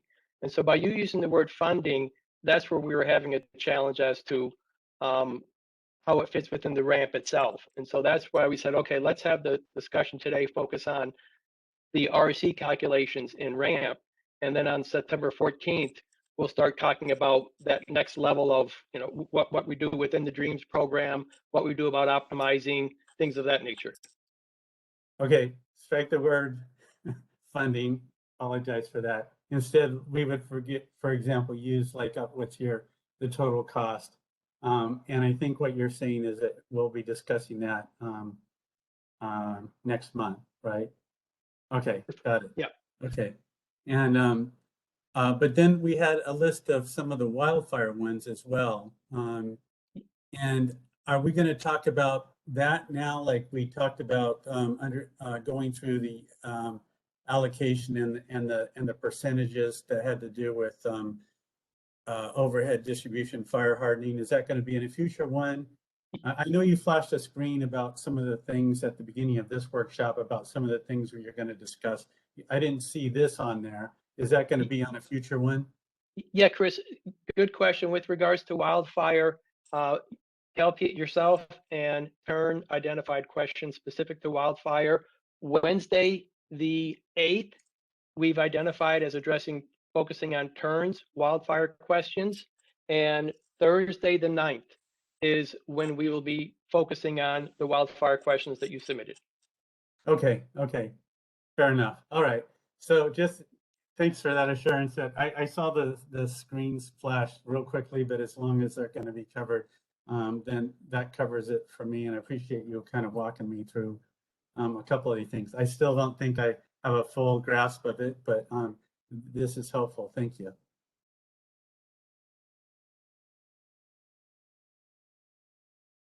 So then if there's no other questions on medium pressure, Chris, you want to load up the high pressure, please?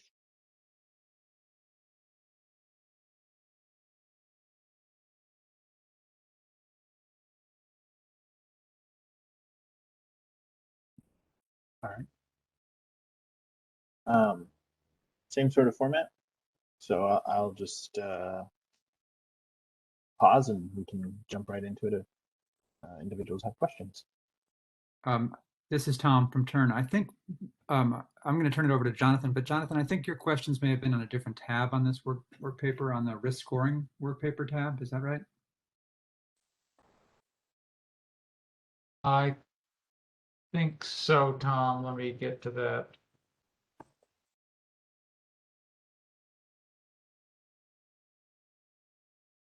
And maybe the bottom half of that work paper.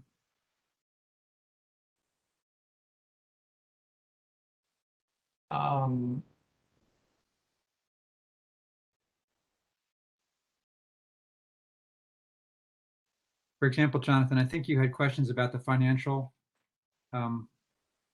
Yeah, thank you, Tom. One question I had was on the financial impact, and it seems to me that you're taking deaths and injuries using a financial estimate from the San Bruno case study, and I apologize, I don't know what document that is. If it was something you provided in work papers, I'm sorry I haven't seen it. But it seems to me that you're the way you calculated this incident cost based on the number of deaths and injuries, it seems like that's mixing the safety and financial attributes together. And I don't know what, plus I'm not sure what values, this is in response to your response to DR 10-2. I don't know what, we didn't see the values that were provided that you used to the calculation. So just in terms of keeping everybody where we are, you need to scroll down a little bit more on this. We need to go down to the financial attribute. So see financial. Okay, so let's hold there. And then our data request question was,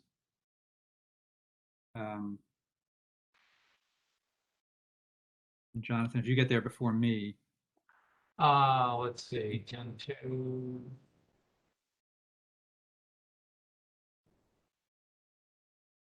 Just getting it here. Oh,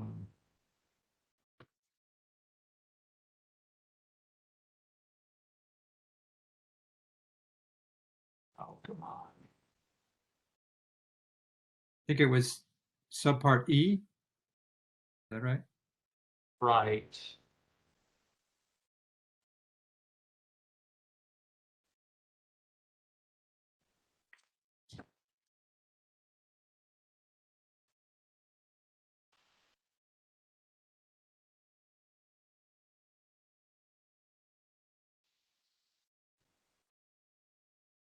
Yes, and on 10-2 subpart E, you have something called the societal impact due to San Bruno was 453 million and change, with 20.75 deaths and injuries. So you calculated. Hang on, Jonathan. Let me just interrupt for a second, just so people can follow along. So on the spreadsheet that's on the screen, what we asked was, tell us how you got the value for of 11.133 million for expected financial consequence per incident, and then there's another value that's for high consequence event, transmission event, and there's another one of 6.348 million for high consequence supply line event. So we asked how those were determined, because they're just on this, if you just click on the cell, you get they're just plug values. So we asked where did they come from? So Jonathan, that just is to set up your question. Thanks, Tom. So anyway, again, it seems to me that there's a mixing of safety impacts and financial impacts in this. And in the response to question 10-2E, it just, again, it seems like there's some sort of double counting going on here. So yeah, we used so we looked at San Bruno because it's, a high consequence transmission event in the recent past. And so what we did was we took the societal costs from that, determined, like you say, the SIFs from San Bruno, and then as proxy determined sort of a cost per SIF, and then associated that with the expected SIF value that you might see from an event like that to get those numbers. We also built in sort of a baseline cost that we would use. There was an incident of us kind of getting out there and establishing ourselves on the scene, kind of thing. So that is how that number was determined. Number.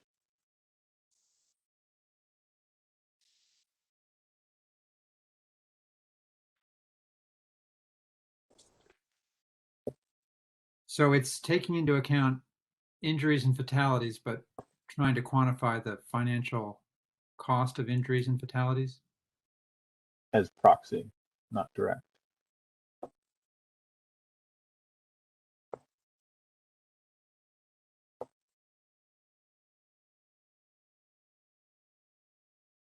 All right, Jonathan, anything more on that before we? No, that's fine. I still don't quite understand it, but I'll have to think about that. Recognizing that. Could I ask a follow-up, Tom? Would you mind? It's Melinda. Of course. So when you're talking about San Bruno, are you guys suggesting that SoCalGas has some of the same record keeping deficiencies that were found there? Are you accounting for that at all? And why is San Bruno being used as a proxy? Are there I mean, we're not saying that we have similar assets or anything like that we could see an event like this. All we're saying is that what we have seen in industry and as a sort of high consequence transmission event is the San Bruno type incident. Therefore, it reasonably stands that if you were to have a similar incident, it could be like this. We could expect something like this. It's not to say that we will have that. It's just what we think. but I guess in a situation like in this context where you have so much information about your own assets down to, you know, segment by segment details, it just seems just to be picking something, the worst thing that you can think of to use in a calculation doesn't seem to make much sense when it has nothing to do with your system. Pardon me, this is Erica Buchanan. Just to chime in on that, I agree and thank you for the comment. It's the highest cost incidence also, so it would seem to inflate any numbers you use with reference to that.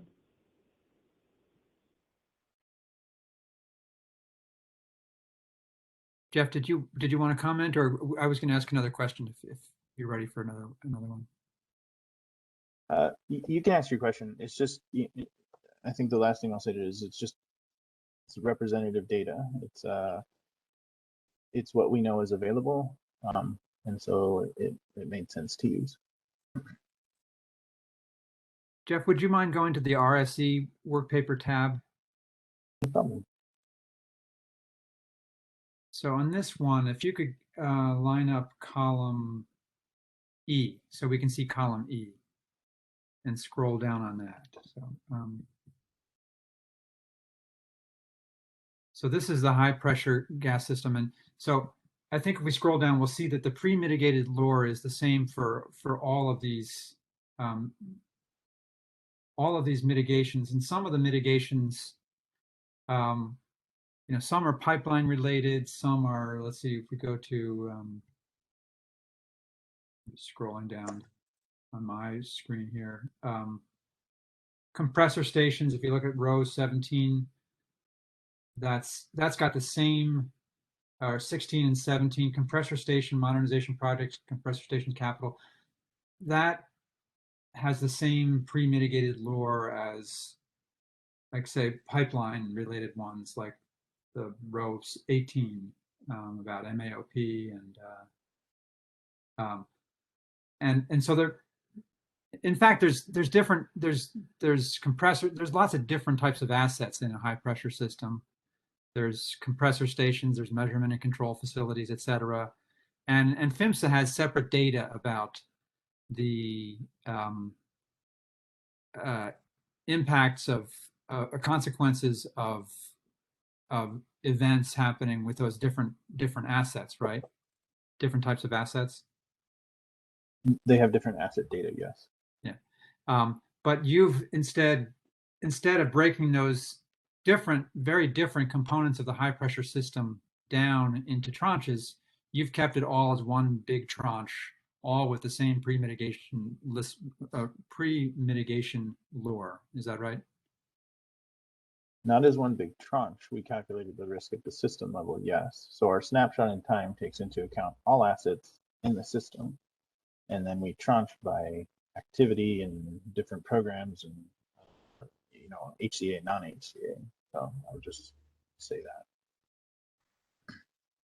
But when we're looking at, say, compressor stations, we don't know what the pre-mitigation lure is for focusing on compressor stations. And so we don't have a compressor station focused view of what the risk reduction is from the pre-mitigated lure that's focused on that. on that component of the system. Right. You have a risk system view that contains those compressor stations. Okay. I didn't have any other questions about this high pressure work paper. Did you have anything else? Or does anybody? I have one question, which is why are the consequences identical? This is column F. All the consequence values are 538. Why are they identical in non-HCA and HCA areas? And why are the consequences of these disparate events, like something that happens at a compressor station, they're all assumed to be exactly the same? So I think the kind of back to what we were talking about, again, this is sort of your snapshot in time at the moment of the system. Now, as regard to the, if it's changing, as we talked about earlier, the mitigations, majority of them do target the likelihood over the consequence. So that's why you won't see that change there. In addition to the HCA, non-HCA portion, we did factor that into the risk score itself, where we tried to capture the, the fact that SoCalGas operates more in HCA versus the rest of the nation. So it is captured there, but again, it's our system view of the it's the high pressure system risk score. So where would I see how it was? I guess I don't understand, because I thought high consequence area by definition meant higher consequence than a non-HCA area. Where would I find in this work paper how that's been factored in? So in the risk scoring tab, we do factor in on the safety side that we're operating in greater HCA versus the rest of the nation, and with this factor. So we looked at, nationally, on average, what kind of, impacts do we see because of our greater HCA operation? We determined that likely see, 1.4 times greater impact in our system, and then that's factored specifically in the safety core. But I see that, but again, I don't see how that accounts for the difference between an impact in a non-HCA area versus an impact in an HCA area. To me, it just seems logical that those impacts would be different based on the definition of a high consequence area.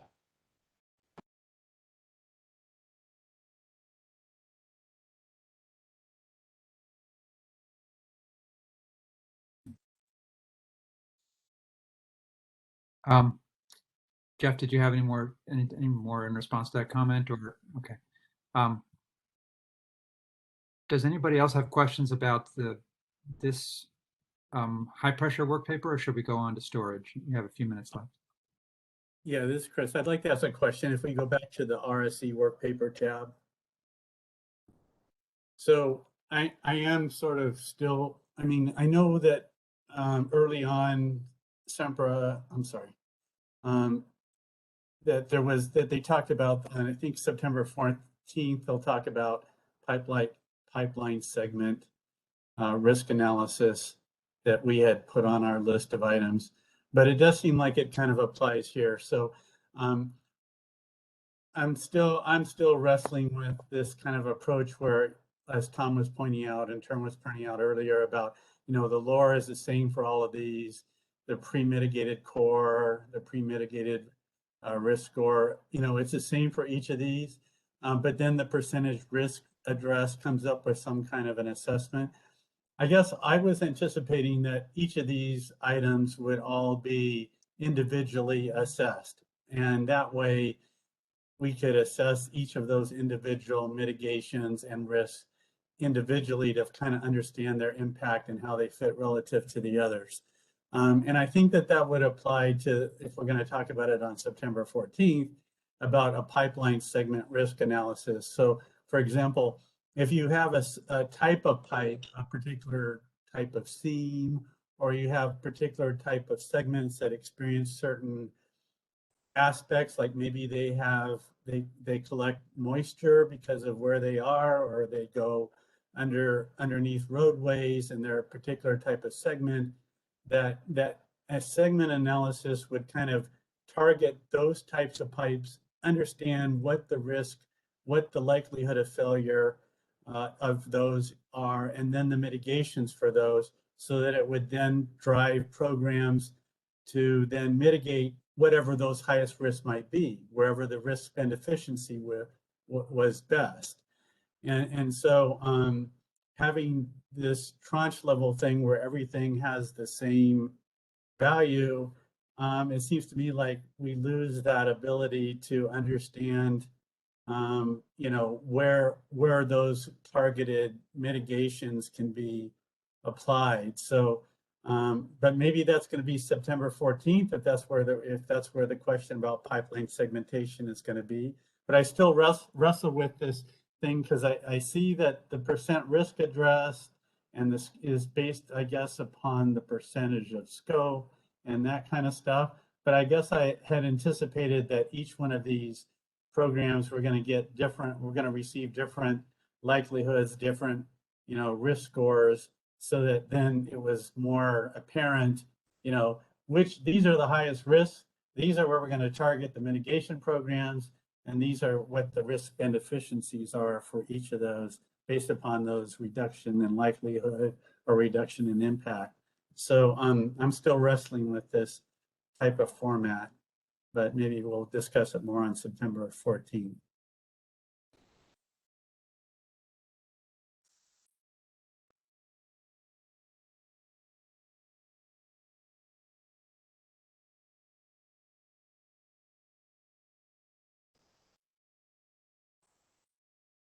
If there aren't any more questions about this work paper, I think we have very few questions, but just a couple maybe about the storage work paper, if we could go to that.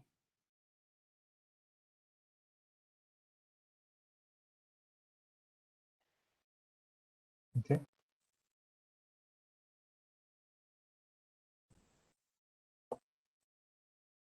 Jonathan, I don't know if you're ready to ask any questions. I'll go to my notes. No, I'm just pulling up the work paper. Right. I think on the risk scoring work paper sheet,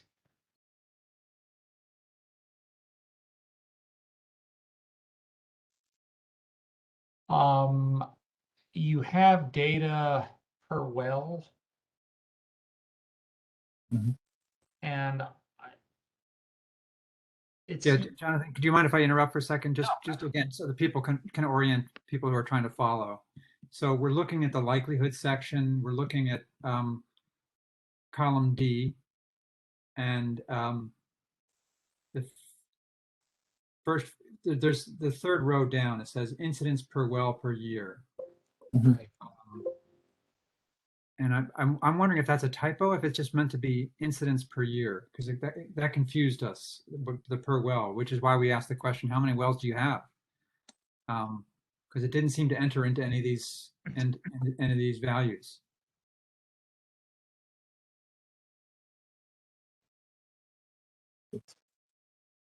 I think it's meant to read incidents per year involving a well incident. Yeah, well That's incidents per year instead of incidents per well. Yes. Okay, so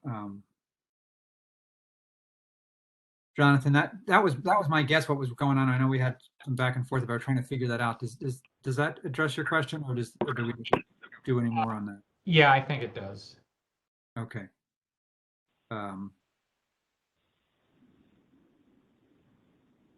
I'm just looking at our notes here. I think again we're going to have some questions about how the analysis got broken down by tranche or lack thereof. But I think again that might be more appropriate for the September 14th workshop. So Jonathan, unless you had any questions, I think that may be all of Turn's questions on this work paper. Yeah, I think so, Tom. Thank you.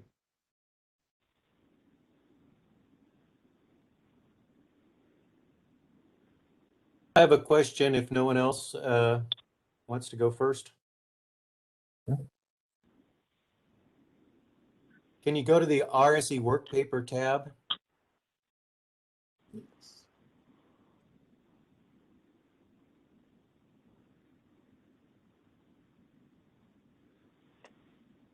And I wanted to look at, I think it's Control C1. Right. So Control C1 is on row 10. It's the integrity, it's basically an integrity management program. And under your percent risk addressed should be the first percent column.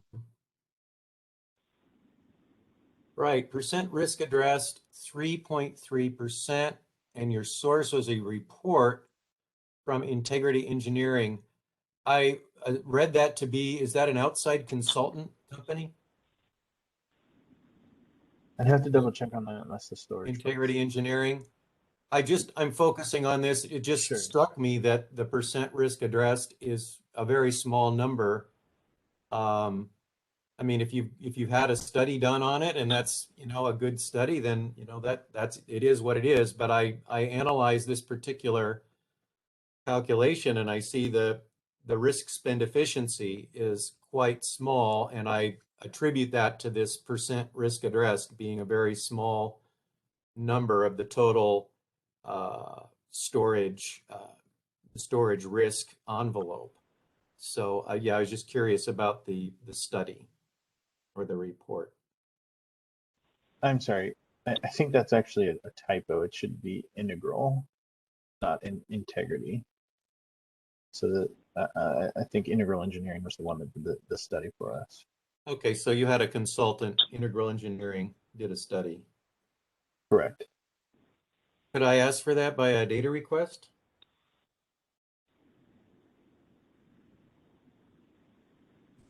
I'd have to consult internally to know for sure, but Sure. Okay. Yeah. Well, I mean, I can make the data request, and you guys can say whether definitely. you can say. Oh, all right. Thanks. Yeah. Thank you. And I'm sorry, Fred, I just want to make sure I understood what you were asking about. Was it the percent risk addressed column and then the risk addressed explanation? Yeah, the column, the percent risk addressed for this particular line, it's 3.3% risk addressed. And I happened to pick on this one because I think it was the highest cost item, and it had a very low RSE, and I was just trying to understand, the numbers behind that. How did that number come about? And I think it's due to this, they're saying that this integrity management program only covers 3.3% of storage risk, and that may very well be. But I was trying to think about this program is about integrity management for the storage wells. I think there's about 150 total wells in the system, and I would think that that's a big part of the total storage system, or is the wells themselves. So it was a little surprising to see that the study thinks that only 3.3% of the risk is addressed. And it might be very interesting to actually read that paper if I can look at it.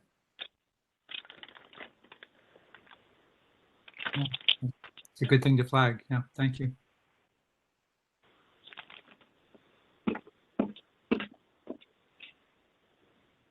And can I ask a question about that? So we would be interested in that if that data request is going to go on SoCalGas's website, we would be interested in that as well. But I guess what I can take from this element is that in terms of understanding the actual risk that was done in that integral engineering assessment, there is no specific risk that SoCalGas assigned to this particular risk. They only have it at the overall pre-mitigated risk score, which includes all of these different rows. SoCalGas does not break down the risk of this element of risk for the storage wells. Is that correct? Yeah, like the other risk, yes, it's viewed at the system level, the storage system level. So it includes compressors, above ground piping, below ground piping, etc. Okay, so it's not targeting. Like, is this assessment? Is this assessment done of the well specifically? Then is that what this study is? I have to refresh myself with it, but I'm gonna tentatively say yes because this is specific to the well. This is a well mitigation or activity. So yes. Okay, all right, thank you. Jeff, this is Jonathan Lester. I had one last question. I know we're Sure. over time-wise. If you add up the percent of risk addressed in this, it comes out to 152%. So if you did all these programs, you can't address more than 100% of the risk. So how does SEMPRA address sort of the marginal impacts of different programs? In other words, how would you adjust the risk reduction values if you're doing multiple programs? So I don't think the right way to look at it is a straight summation. There's overlap in what we're addressing. So obviously the storage field maintenance one, for example, covers above ground piping and different assets. So I would just caution that to say that it's not a straight summation. And then could you repeat your second portion of the question, please?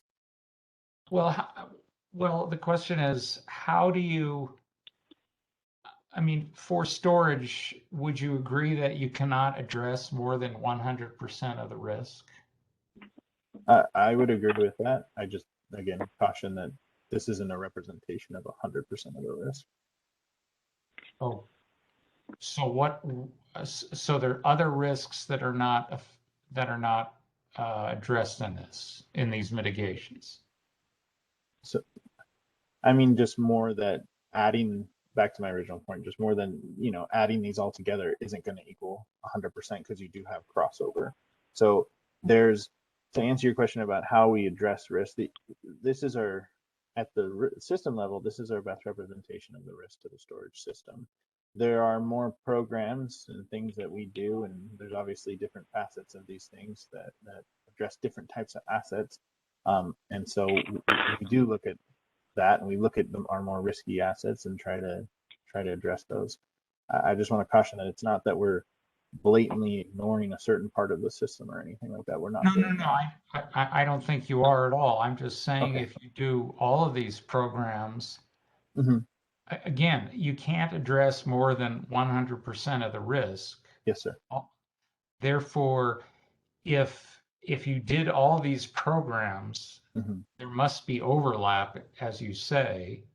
Mm-hmm. And I'm just wondering, how do you account for, let's say you do well abandonment and placing, and replacement is 69.6%, and storage field maintenance is 54.3%. That's 123%.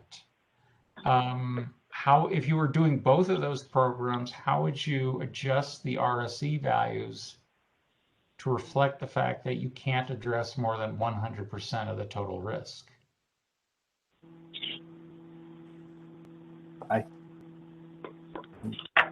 trying to make sure I understand what you're asking.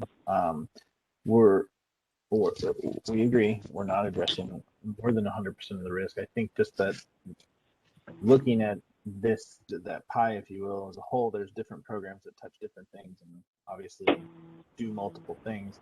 And so I think the other thing I would also say is, again, kind of the whole snapshot in time. As these programs develop, we'll constantly reassess what the risk is of the system. We'll constantly look at what's going on. Maybe other assets were added, things like that.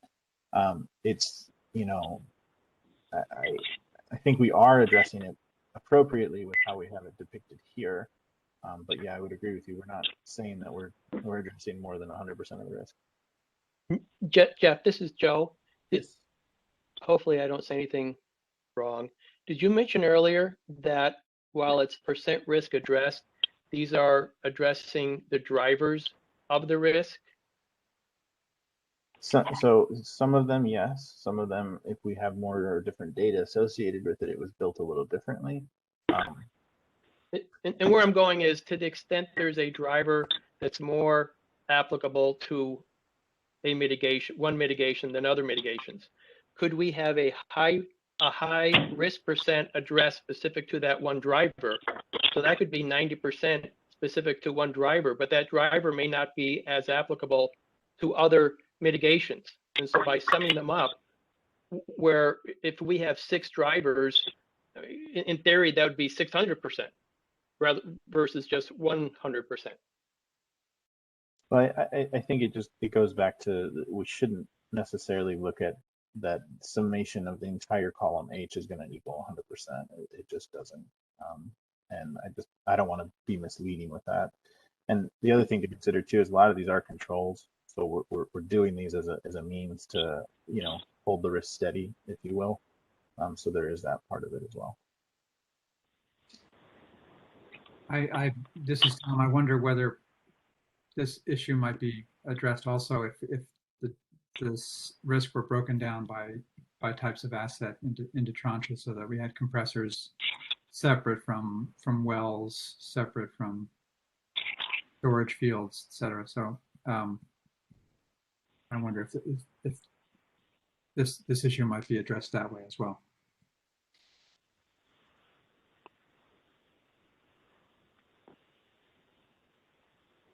Any comment on that, Jeff, or just going to leave it? No comment. Jonathan, did you have any other questions? Otherwise, I think Turn may be finished on asking questions. I don't have anything more at this time. Thank you. Thanks. Thank you.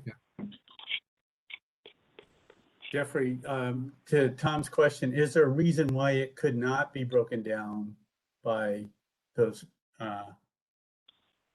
mitigation program level? Mitigation program level. I think these are at the program level here. So, or some of them are. I guess some of them are program level, but yeah. I guess what I was saying is, so that as you know, Tom was talking about storage wells or compressor stations, that the risk could not be assigned to each of those. The likelihood, the RSE is a reason why it couldn't be done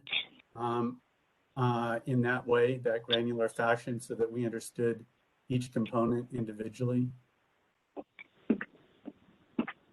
I think I'd have to digest that a little bit further.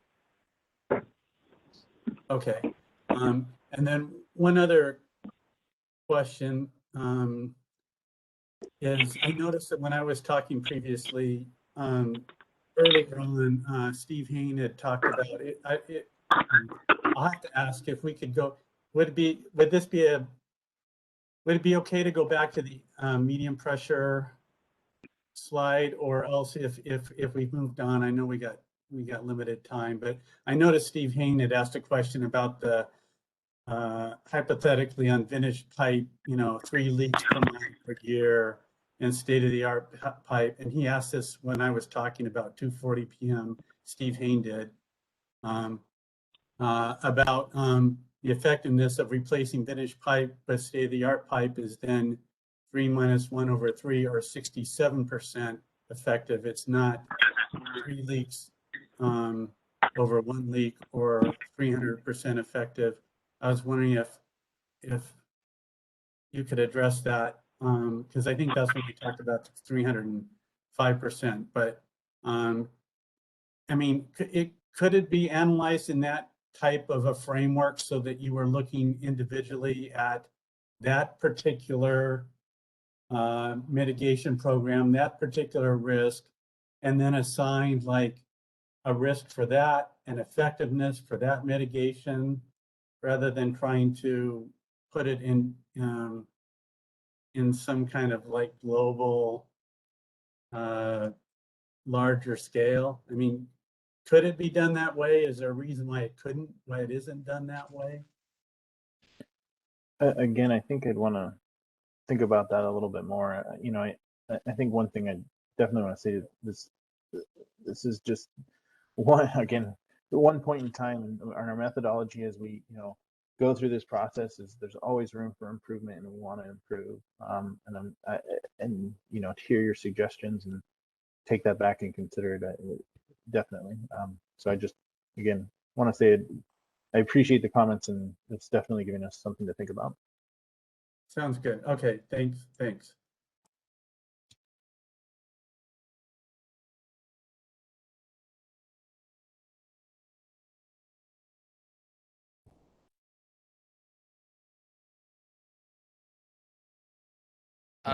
If we do have time to do just one more question, would it be all right if we go to the high pressure work paper? This is Gary Sure. Urban from SPD, by the way.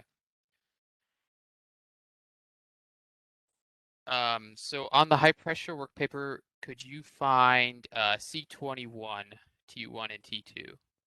I had a quick question about that. These two I noticed had really significant lower reductions. I think we could look at like T2 of that. So, we're starting with a lore of 8.64, and if you could scroll over to what the post-mitigation lore is for me. Sorry, I don't quite see it. Hang on, let me, I think in this, we have it actually in this particular, okay, thank you. or this sheet, I'm sorry. 21, C21.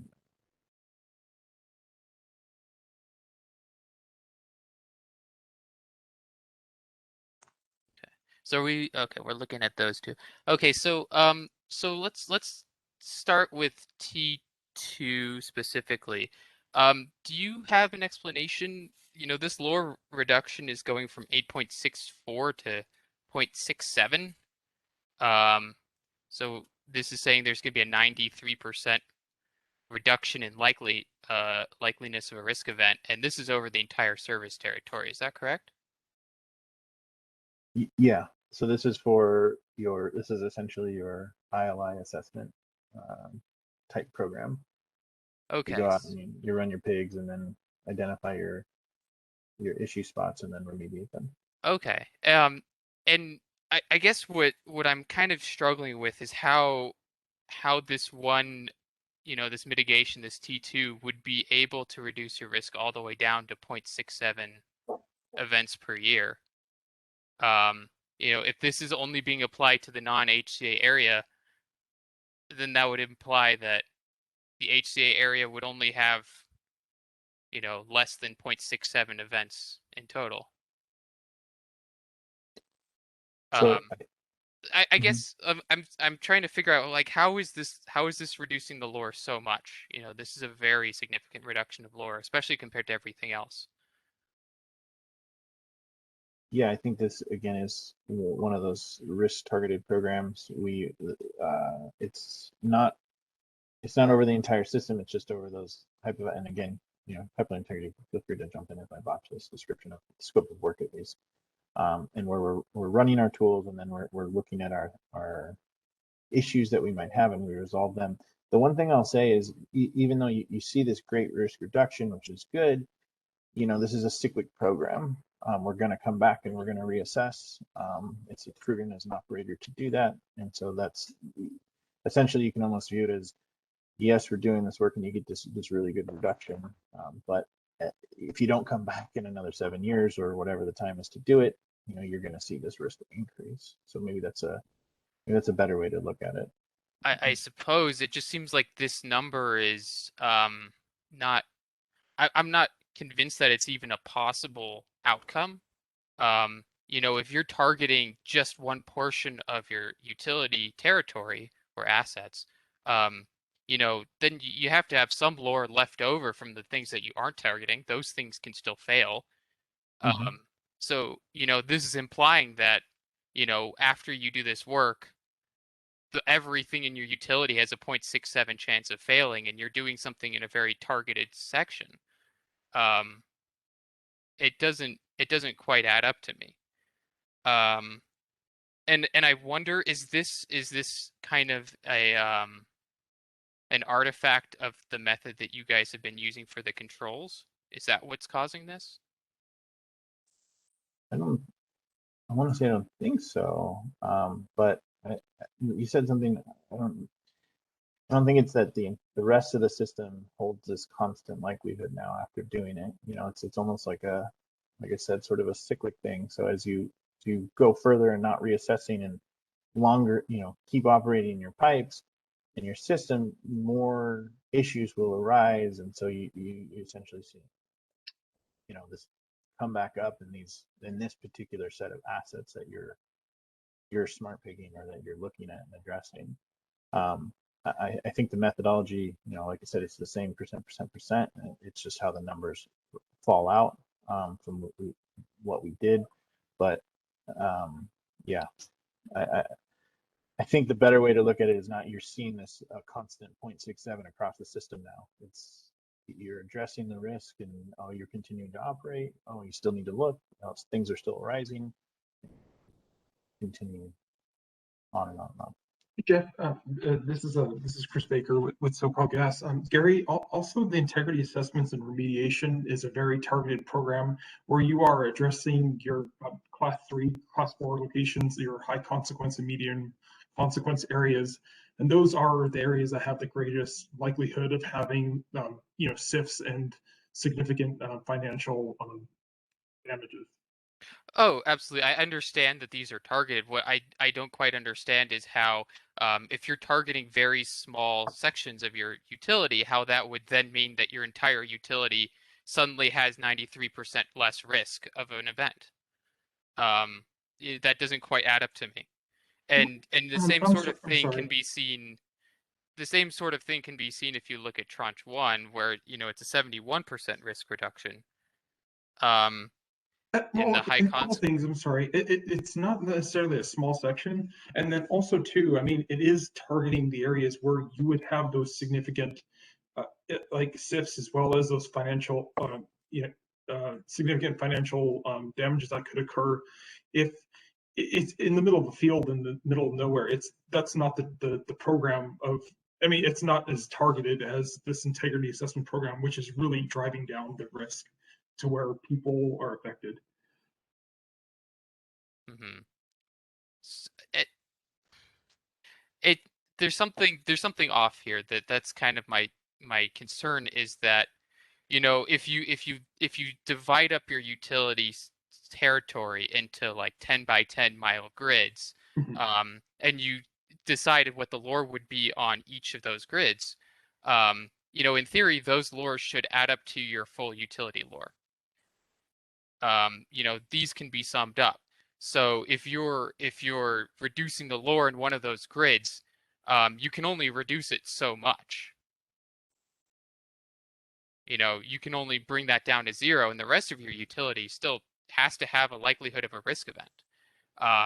And you look at these two tranches. You have Tranche 1, which is your high consequence areas, which is, you know, like 33%, I think, about of your pipeline. And if you're reducing, you know, the likelihood of a risk event in those pipelines, then if you're saying that's reducing all your utility by 71%, then it doesn't quite make sense to me that then we're going to take a look at other pipeline that's totally mutually exclusive and saying if we work on that, we're going to reduce all of our utilities risk by 93%.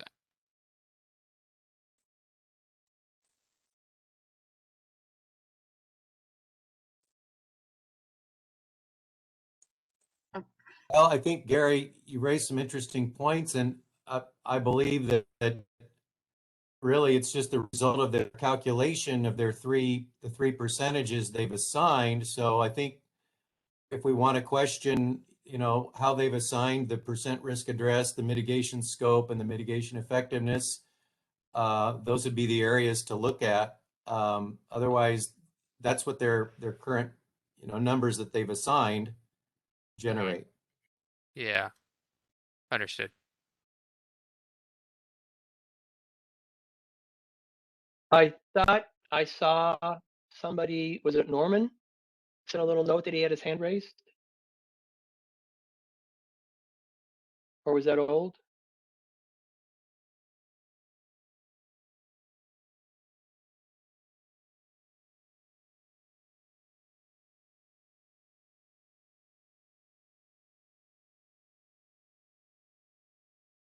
Are there others with questions? This is Norman. I don't know if you can hear me or not. Yes, we can. And oh, okay. Sorry, I lowered my hand.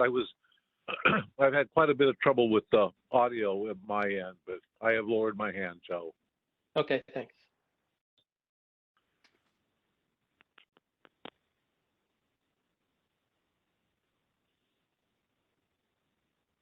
So, and as folks said, we ran a little over, which is fine. I just wanted to make sure, to the extent Tom or Jonathan, Chris, or Norman, others, any other questions for Jeff on, specific to what we've been going over today? Joe, I don't think Turn has any more questions, and I really do want to express my appreciation for running over a little bit. It really helps a lot to feel like we've been able to get through all our questions. Thanks, Tom. Appreciate that. Great. Yes, thank you Go for ahead, Chris. walking. Thank you for walking through a lot of this stuff. It's very helpful. Thank you. I really appreciate it. Sure. Okay. And again, just with regards to next week, Monday's a holiday. So on Wednesday, we've got the workshop, same time, 1 to 3 on wildfire and wings, focusing on the questions Turn had submitted. And then, I'm sorry, that's this Friday, that's Thursday. Sorry. This Thursday, focusing on Turn's wildfire, and then next Wednesday, focusing on CalPAO's submitted wildfire questions. And then, as we mentioned, well, I didn't mention, and then on the 9th is EII and cyber. And then on the 14th is the integrity management aspect follow-up. A lot of questions that were mentioned today, going over those. So certainly appreciate anticipation for that. And then any follow-ups that are identified to go over those on the 14th as well. And so I guess just sort of to wrap up today, I didn't hear any follow-ups other than discussions on the 14th. But if folks think there are follow-ups that warrant a continuation, maybe again the afternoon of the 14th, please let us know so we can, incorporate that into future schedules. Will do. Thank you. Yeah, only the things that I mentioned earlier that we said, that I think you said would be on the 14th, and then it would be useful if there is if that study, that integral engineering study is available, we could receive it. And I would say we also appreciate if, I think in other proceedings, if there were documents shared in these, it's kind of like a /workshop/working group. If those were, it's just a consideration, if they could just be sent to the whole group and then we receive them at the same time. I mean, that would be, I think we'd appreciate that if that's something that's feasible or not. So. Well, again, trying to work with everybody. We've been posting them on the website. Admittedly, there's a couple day delay. But if folks are interested in, again, your understanding is appreciated with regards to our internal process for tracking purposes. Rather than sending a email out to 10 parties, we send 10 emails out to 10 parties for tracking purposes. I know it may not be it may not sound like the most convenient. It may not be the most convenient, but our internal tracking purposes, that's why we do it that way. If you'd like us to send an email to folks saying, FYI, your request is being courtesy provided to everyone, we can certainly do that as well. But again, it's a little bit of understanding what our internal processes are that we do need to stick to. Sure, and I would say that if we knew specifically the items that were going to be on the agenda at the meeting that we were going to be discussing or pulling up on the display, then if we had them like really handy, then it's like, and that's what I was doing with, during this meeting. It's like, okay, this is this spreadsheet. Okay, that's that spreadsheet. So I could look at it and scroll to whatever was off the display, but yeah. Understood. And just so everyone is aware, when we provide responses to data requests, if you will, when we provide a response to a data request, we'll typically provide it to everyone that was CC'd in that data request. When we send a courtesy to other parties, we send it to I use the word point of contact. I think for each party has one point of contact. And so that's who we send it to. We don't send it to the service list. We send it to the party and the point of contact for the party. And so to the extent you want to communicate with your point of contact, to make sure that that person forwards them to you. So I hear you on the data request, kind of sharing materials. I guess what I was wondering is specifically for these work groups or workshops, if the materials that we're going to be discussing for that is sent maybe as part of that invite or right in advance of it. I don't know, maybe that doesn't work, but I'm thinking particularly the items that are going to be discussed at that particular meeting, if they're sent like for that meeting, not, Yep. Yeah, Okay. Okay. Yep, understood. Okay, thanks.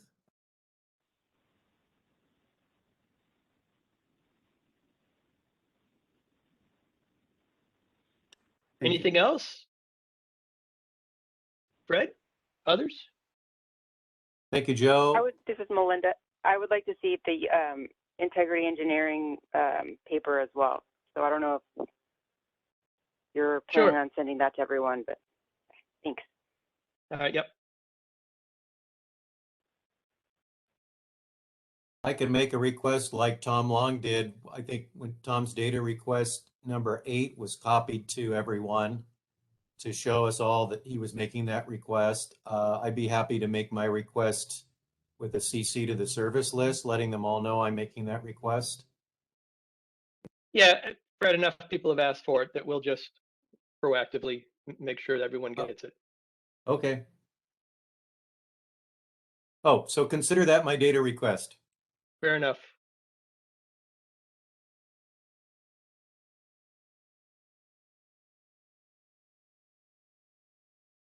All right, we good?